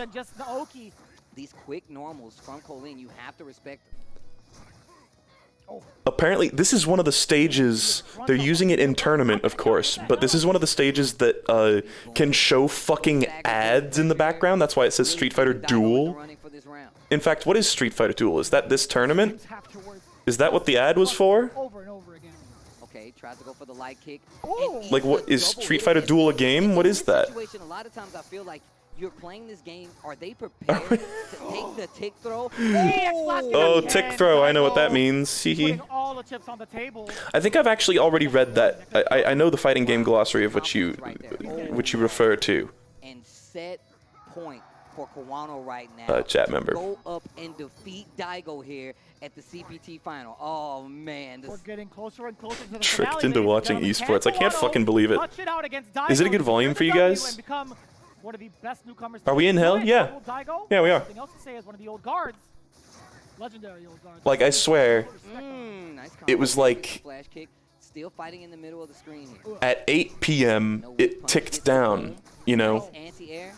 It ticked down to 1. It went from 2 to 1 Kawano's been going for that at counter 8 last p.m. times. Stands to reason that at 9 it should go from 1 to 0. Crouch light kick. That is not what happened. EX boom. Throw this time. That strike throw mix up working out well for Daigo. We don't care. Wow, thanks, chat. Hard to tell what Daigo wants to do here now. Look at that counter hit conversion. Wow, and did you see how that series started? Hits the standing medium punch. I'm just face glad out, that, like, 'cause that's typically what actual happens, right? You see pro Kawano Street kinda Fighter like, 5 is not like insanely flashy combos, because I remember like booting up the game and just trying to do some like crazy combos, and it's like Street Fighter's not really built for that. And like, you absolutely can do it and people do it, but it's just, that's the kind of clips I always see on YouTube, you know, is like the really crazy stylish long combos in training mode. But it seems like a lot of it is just like other Street Fighter games, a lot of footsies, a lot of poking, etc. If he could land it and get into this EX position, now he's going for some of these counter hits, and Daigo knows it. That's exactly it right there. That's one. I'm sorry it's a weird aspect ratio. I wasn't planning on. I could just show you my full display capture, but it just has my taskbar down here and my bookmarks up here. You're not missing much. No. Parabellum instead. Parabellum. V-skill 2, man, I always forget. I think I just got that confused with Perennium. Not quick enough. I like the EX to throw off the timing. You gotta be quicker than that. Kawano back. Yeah, so many of those combos need corner. Coming from Daigo. Oh, wow. again. Oh. EX plastic anyway. Caught the backdash. Oh. An anti-air sweep. I kind of hate the like cloth physics in Street Fighter 5, the way everything like wibbles around. It's like the physics are not that developed. Wow, that fucking like standing medium punch must be good, eh? Jesus, she's using it quite a lot. Big damage here. Parabellum for the Oki. There's a throw. Perennium. Ooh. EX flash kick. Nuts. Somebody go check on this man, Nice. bro. I feel That was like EX flash somebody kick, go right? check on him He in armored his through a room. move. Get flash kick. This guy is Sir, cold as are you ice. okay? Splash kick. Hey, are you hungry, Daigo? I just wanted a flash kick. So, Oh, God. do we get an announcement now, please? Check his pulse. This guy has ice water in his veins. This guy is not even breathing. He Look doesn't at the even like blink. This guy sponsored has no drinks fear. on either side with the label facing the camera. He's been punished multiple times. He's like a Capcom little kid, Esports man. is You gotta keep weird. telling him, look, don't play with that. You're gonna get hurt. He's like, nah, man, I'm gonna keep doing. You know who I am? Yeah, he didn't armor. I guess he iframed through it. Say my Who's in name like you charge? mean it. Me or Daigo. the Get Flash Ume Kick? flashed, kid. I get that reference, because the Ume Shoryuken, that's a term for like when you read your fucking opponent's mind and you just Shoryuken at the perfect moment, just catch him unawares. Daigo Ume again flash with kick. phenomenal guts. I gotta say, he has not. Guys, I get a stopped joke. using Guys, I got a flash joke. to save him from Are you proud of me? I will say it could be a sequence of live by the sword and die by the sword. Are they still going? Fuck. First to 5. 2 rounds away from Okay. making this set. Daigo cannot lose another Brilliant. match, or that's the end. I feel Silk it's Song a news. situation where an EX flash kick gets blocked and he loses the sequence. But I don't know. I wouldn't Say that. God, Why he's would you put spamming that like a into the- cunt. because he's not afraid of doing it. He's gonna You're keep right, doing you're it no right, you're matter right. what. So many fighting game players are like, oh man, I respect the hell out of playing patiently. I don't. It's not fun to watch. I really don't care about like the extremes the game can go to with like zoning and shit like that. It's just simply not fun to play against, play as, to watch. The stuck screen is a universal experience so far. Okay, thank you, chat. Double pump right there, maybe a flash kick, and still ready to break the throw. Same side back throw here for Kawano. Activate off the target. He actually stayed still. Is it gonna come now? That's why people used to hate Justin Wong. Yeah, because he was like a lame Chun-Li in Third Strike, right? Boom, this guy has got Just sit there and fucking like spam crouching medium kick until you get super, and then use your ridiculous super to completely control the neutral. No anti-air. Kawano holding his ground. Daigo trying to fight himself out of this corner. He walked up to his grill. Jesus. Daigo has not aged very much, too. He still looks rather youthful. I mean, look at the guy. Look how serene he is. There's no expression on his face. Is that even a webcam? No, he just blinked. Yeah, that's a video. That's a video feed, all right. For this round, at least. Oh my God, the beat. He is a vampire. Air throw to stop the jump. Dash up again. Daigo ready this time. Crouch short. Tick throw is when you... That was a tech. That's different. But I was just thinking earlier they said tick throw, and that's when you do like a light normal usually, and then like link that into a grab afterwards, and it's like inescapable, right? Because they're in block stun. Maybe it's not inescapable. Boy, this is a dangerous situation. Now he has trigger available. Kawano can actually stop Daigo from throwing booms. Booms! No! I don't really know what's up with Colin's. I don't know what's her like V trigger or her V skill or anything like that, so I don't really know what's going on with that. That's not enough. Kawano still has. Check Capcom Twitter. T-Hawk revealed, someone said. Why are you jumping back? Spins the rest of his meter. Oh my God! Oh my! I'm gonna lose my mind. I'm gonna lose my mind. Oh my God! What just happened? Oh my God! I wasn't looking. My head's gonna explode. Okay, clash on the projectiles. Crouching short once again. That range is so important. I gotta say, it feels good to rest my voice. I love that we're just streaming another stream right now. I thought it was good. Reaction to the thing. Definitely knew it now. This is what I was talking about. He's staying in that range where he can react, and if Daigo commits to a button or a boom, still able to react. That must be V trigger, right? That's what V. That's V trigger. Confirm off of the counter hit. Kawano now can get that Oki situation forward throw again. Can he do it? Can he seal it? In serious trouble right now. In serious? Sorry, that was mean. The jab. Off of the counter hit. Trigger on deck for Daigo. You better be careful with those booms. You got to be so careful with those booms. You see the fake throw just to get a reaction out of Kawano. He doesn't take the bait though. Stand light kick. Oh boy. Oh man. If it's EX Vanity Step, it's over. That's gonna be a lot of damage. Daigo's still reluctant on these booms. Bro. Oh my God! Is it gonna be enough? No. Nice combo there. That was a combo. I get video games. Ooh. The other guy taking a fucking drink of milk while that happens. Look at that guy in the chair. Look at that guy in the chair. What the fuck? Dude melted. Daigo, please. I never learned. Like Dios mío. You think I'm gonna stop flash kicking just because you punish me? Ha! Wrong.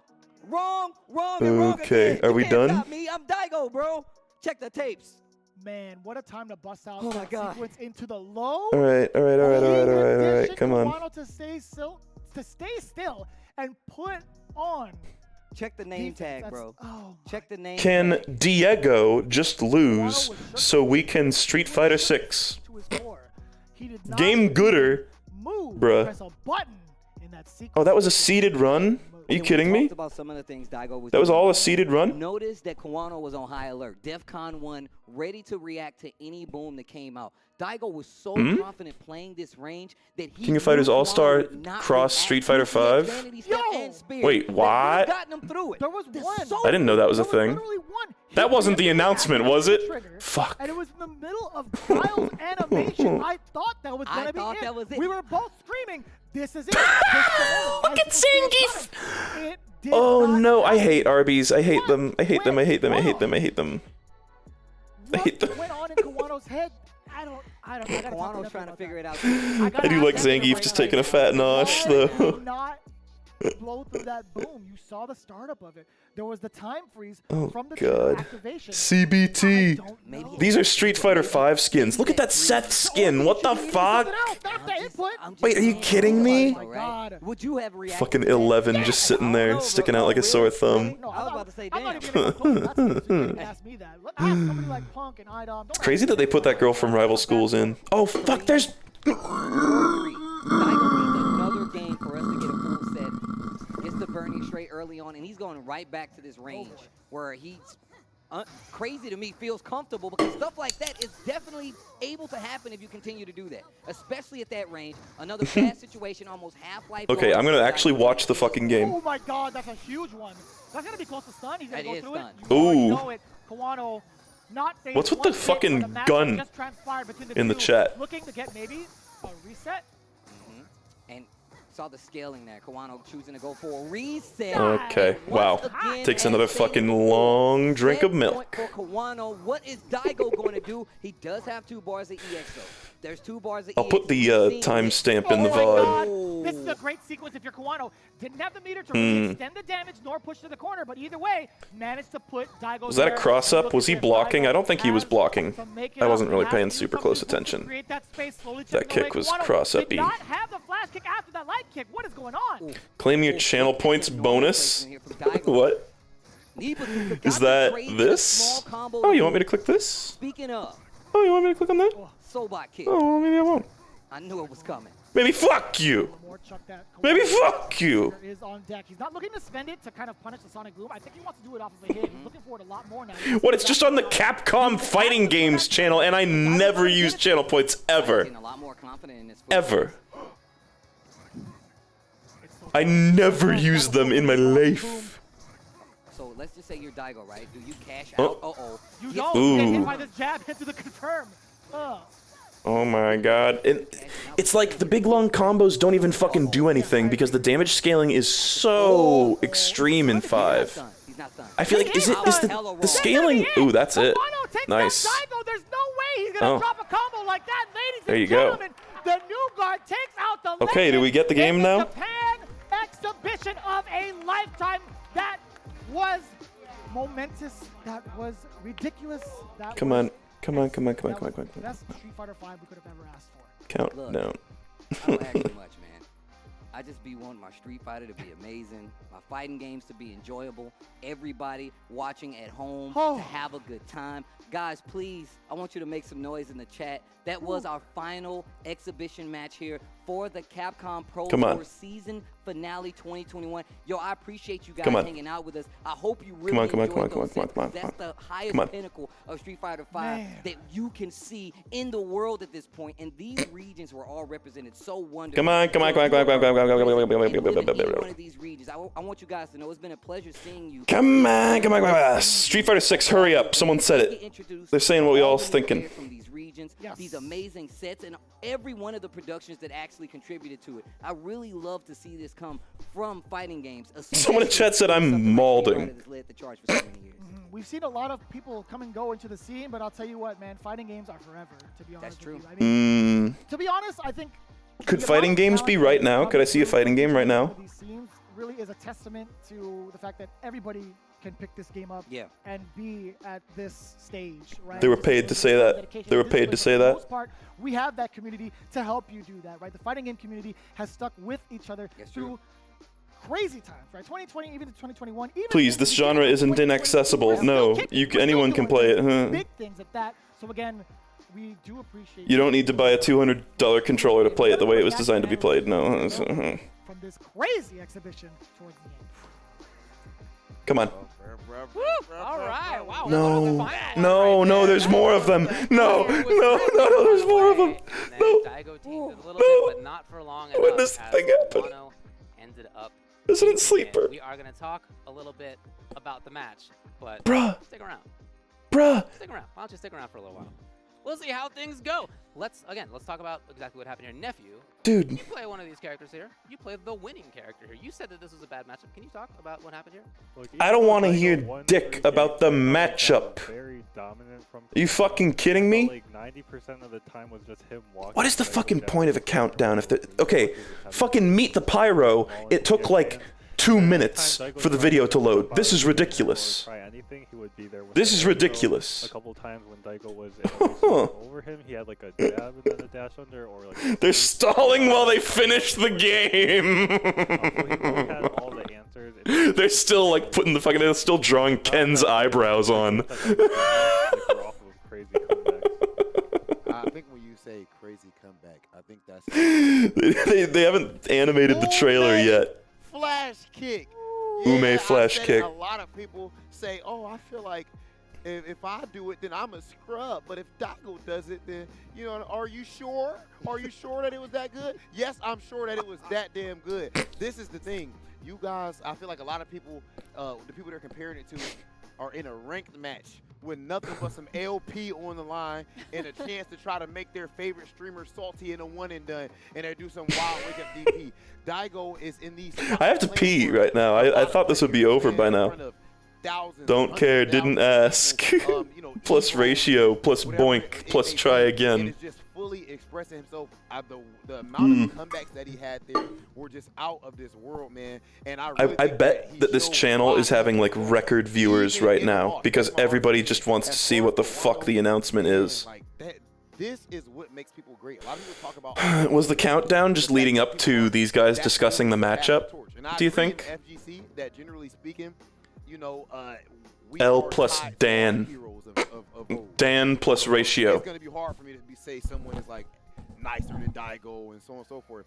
But when you do get opportunities like this, Watched the Super Bowl with my family recently, and like after the game, when they fucking asked the players, like, how do you tell us your feelings about the game? It's like, damn, they seriously might as well just take out a tape recorder and just hit play on it. That's just the same thing. Like, I know people joke about like, yeah, I think we got to get a lot of good points and hit the ball or whatever, but like, damn. Honestly, very, very speechless because of how Like, Kawano was still in very sports, this consistent. type of commentary usually is a little more in-depth, but the players are always just like pumped full of adrenaline, and they're like, yeah, we got a lot of good working guys out here, hard working dudes, it's all about the training, and it's like, yeah, cool. Kawano with that back kick. Oh and yeah, the reverse toe block. yeah. That was sick. He tried to do that again, but Kawano was ready for that. He was so ready for the. The back chat kick is into so the- Resident Sleepery, what the And fuck? one thing I also really like is that he did the anti-air sweep, and Yeah. you'd think that like. Are you Daigo kidding would me? do anti-air sweep because he Stalling literally- announcement. I love the idea that they're hurriedly finishing the game right now. Like they're finishing the trailer. Kawano do anti-air sweep, and it's like, Oh, anyone come can do it. on. And of course, Daigo just doing flash kick. That was so sick. Anyone can do Yeah, he it. sure did do a flash kick. Wow, he sure did do a flash kick. Wow, that's awesome that he did a flash kick. It's totally Show me the fine. If game. you mess up, that's totally fine. You're committed to what you want to do. It's not a bad feeling at all. So again, both matches. Resident Evil? Kawano and More Daigo, like Resident Sleeper. If it's not a fighting game, I'm gonna be so sad. I mean, y'all already covered everything about the match, but I just want to Yeah, you sure back did. to how great fighting games are and how great Street Dude. Fighter is. Kawano is Dude. not an old, guard. He's a young buck. He started. Let's just take this moment to repeat ourselves from before. We saw Bruh. his favorite player, one of his favorite players, I guess. He saw Daigo. Actually, work, bruh. You know what I'm saying? And he got that fire, that passion in years. This is- a couple years. It's all about training. Last victory against Those Daigo, guys, they got and that this passion, that training. And not only that, multiple tournaments. If it's NFTs, And I think what's I'll so piss, beautiful I'll about it is piss. You have that drive, that passion, that will to be good, that Real. I'm not talking about politics and things like that. Like, all this stuff like that. When you stop making dumb when you stop saying you can't do this, when you watch other people do that, you understand? When you start looking reality itself. The entire chat is Resident Sleepers. Like, bruh. How do I skip forward? Right here. I don't know Kawano. I don't know him personally, but I feel like I'm a little emotional seeing him get this victory. Seeing how much I know how much we followed his journey, and that's also the great stories that are evolving. When is this gonna happen? It's been like half an hour. I really have to pee.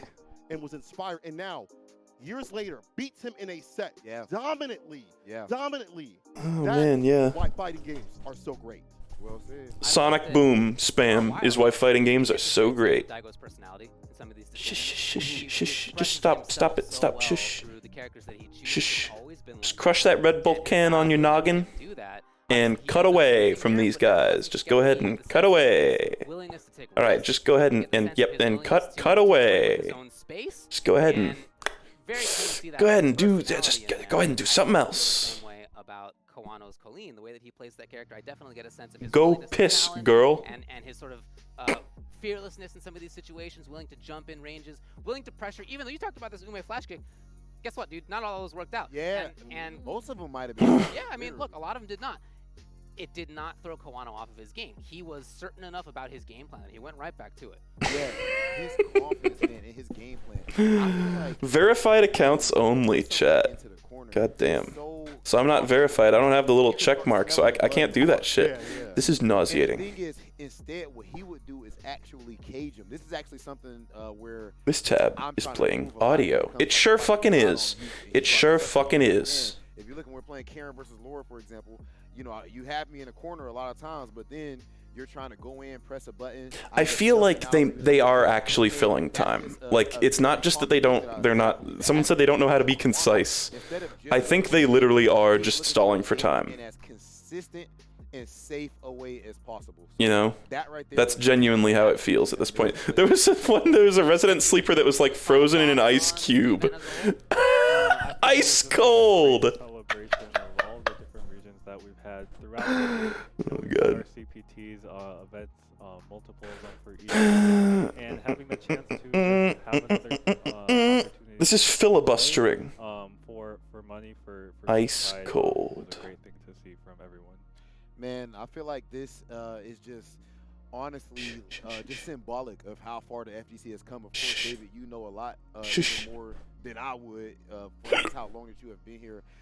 But I just gotta say, just thank you to you and all of the. I'm gonna cry. Legends, the Hold production team, Hold on 1 second. And of course, most importantly, because none of this exists without just all of the fans and everything, bro. Like this is really just amazing how far everything has come with the FGC.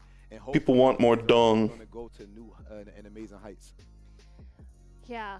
People want more dung, and who am I to refuse them? I'm so thankful to be when they walk so willingly into my midst. Here, and this is me watching this right now. This is me trying real hard not to go skeptical mode. I'm really happy that you're I've already gone skeptical mode. Like, we have face cam.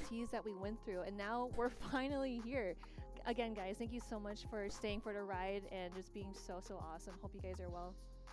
All I gotta say is, these events remind me, the CPT as well, being able to interact with the community, the regions, and things like that. What makes FGC so great? So I hope we can keep doing this year and year. Yeah, I mean, awesome event, of course. Thanks so much to everybody for watching. Thanks to everybody behind the scenes. There's a whole crew of folks who are here. There's a bunch of cameras that are looking at us right now, and those are actually piloted by human beings. Thanks to everybody doing that, and everybody behind the scenes in every other way as well. Look, as we come to a close on this Street Fighter V CPT 2021 season final, just reflect a little bit on the fantastic season and a thrilling series. Well, the excitement is not over. You will want to stick around. Let me introduce a couple of announcements from Capcom. Is there going to be an ad?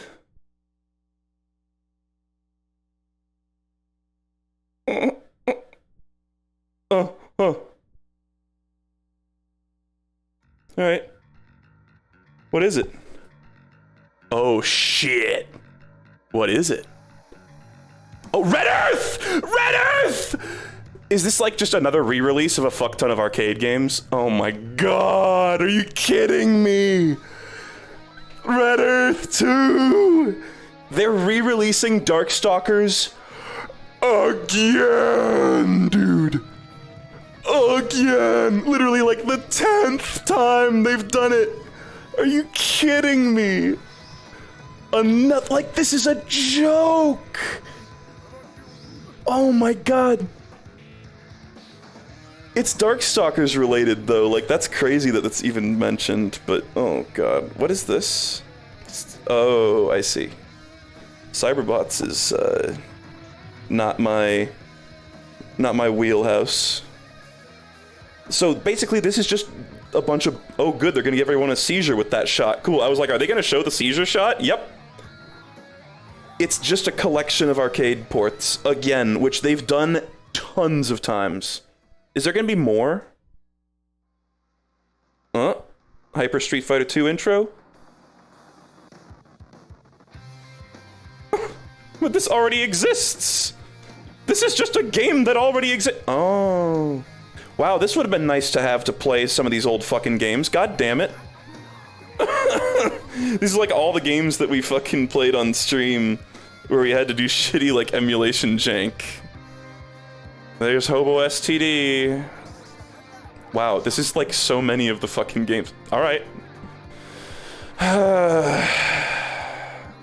I really hope this is not all that there is. You know what? I just realized we could probably, go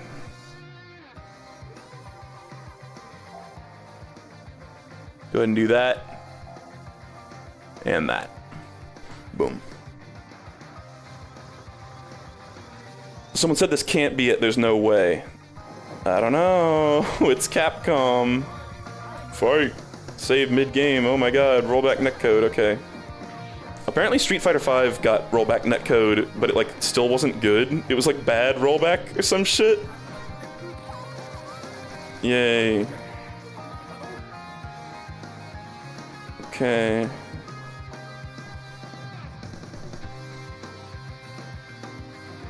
I don't think Marvel vs. Capcom is in this collection. I think Marvel vs. Capcom might... I don't know. Doesn't feel like they're super enthusiastic to do more stuff like that. Fighting collection. Oh look, it's a little Z input. That's cute. Okay, well that's fucking fine, but what a joke. They've released Darkstalkers another time. Alright, come on. Ooh. Tekken? Wait, it's like Beefy Ryu. Yo, Street Fighter 6. Oh, it's Luke. Right. You ready?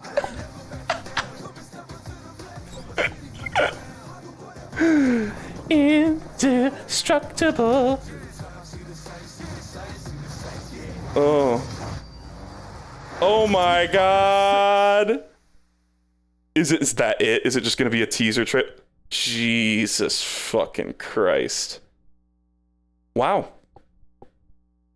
So, Street Fighter 6 is Street Fighter 5 too? Okay, and... Alright.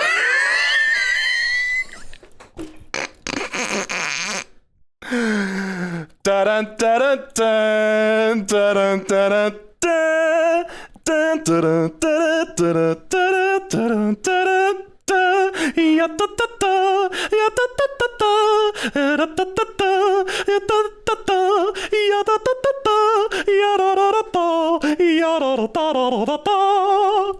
Well, Streets 6. So they went with Hobo Ryu, which was originally the scrapped design they were going to go with for Street Fighter V.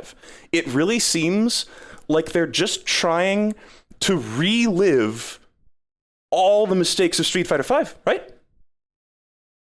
Right? Like, am I crazy? Or are they just, like, trying really hard? They're like, okay, Street Fighter V just ended, time to release Street Fighter 6.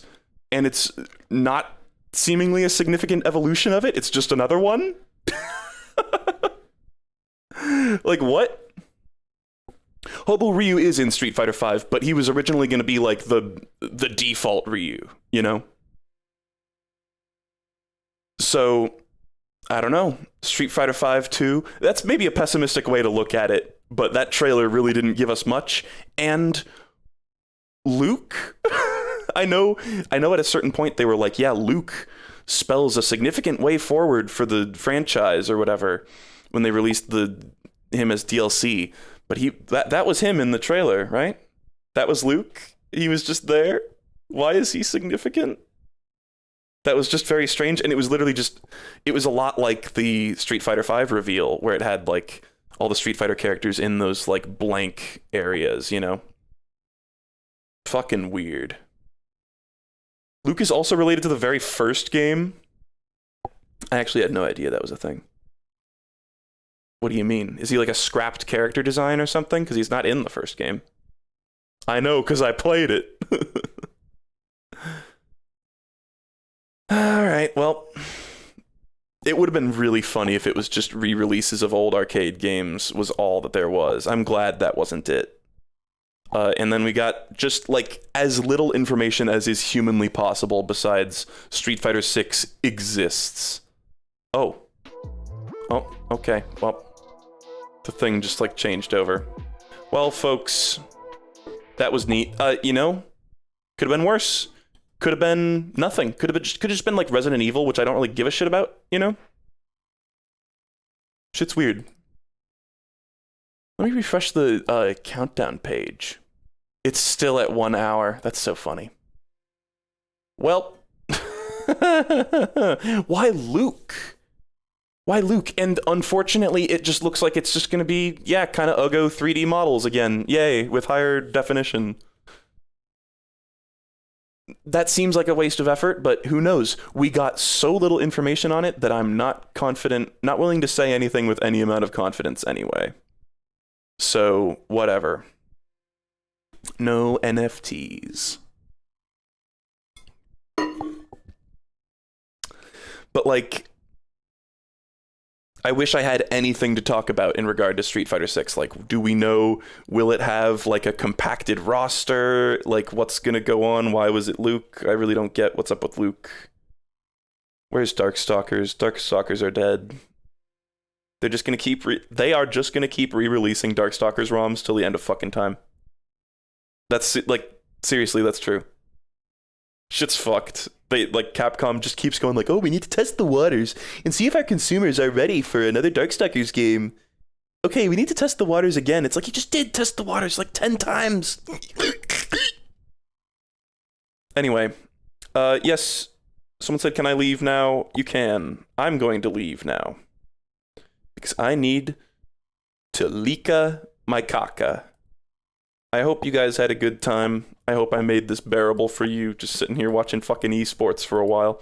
And I hope you enjoyed the reviews. I guess I never wrote in if I recommend the Basement Collection or not. I do. Get it if you're into Edmund M. Anyway, I'll try to do more reviews soon, but man, we didn't make much progress today. Half-Life, I really got caught up on gushing about Half-Life, and honestly, based. Honestly, good. Thanks for watching Street Fighter 6. That's pretty cool. Maybe it'll be good. We'll see.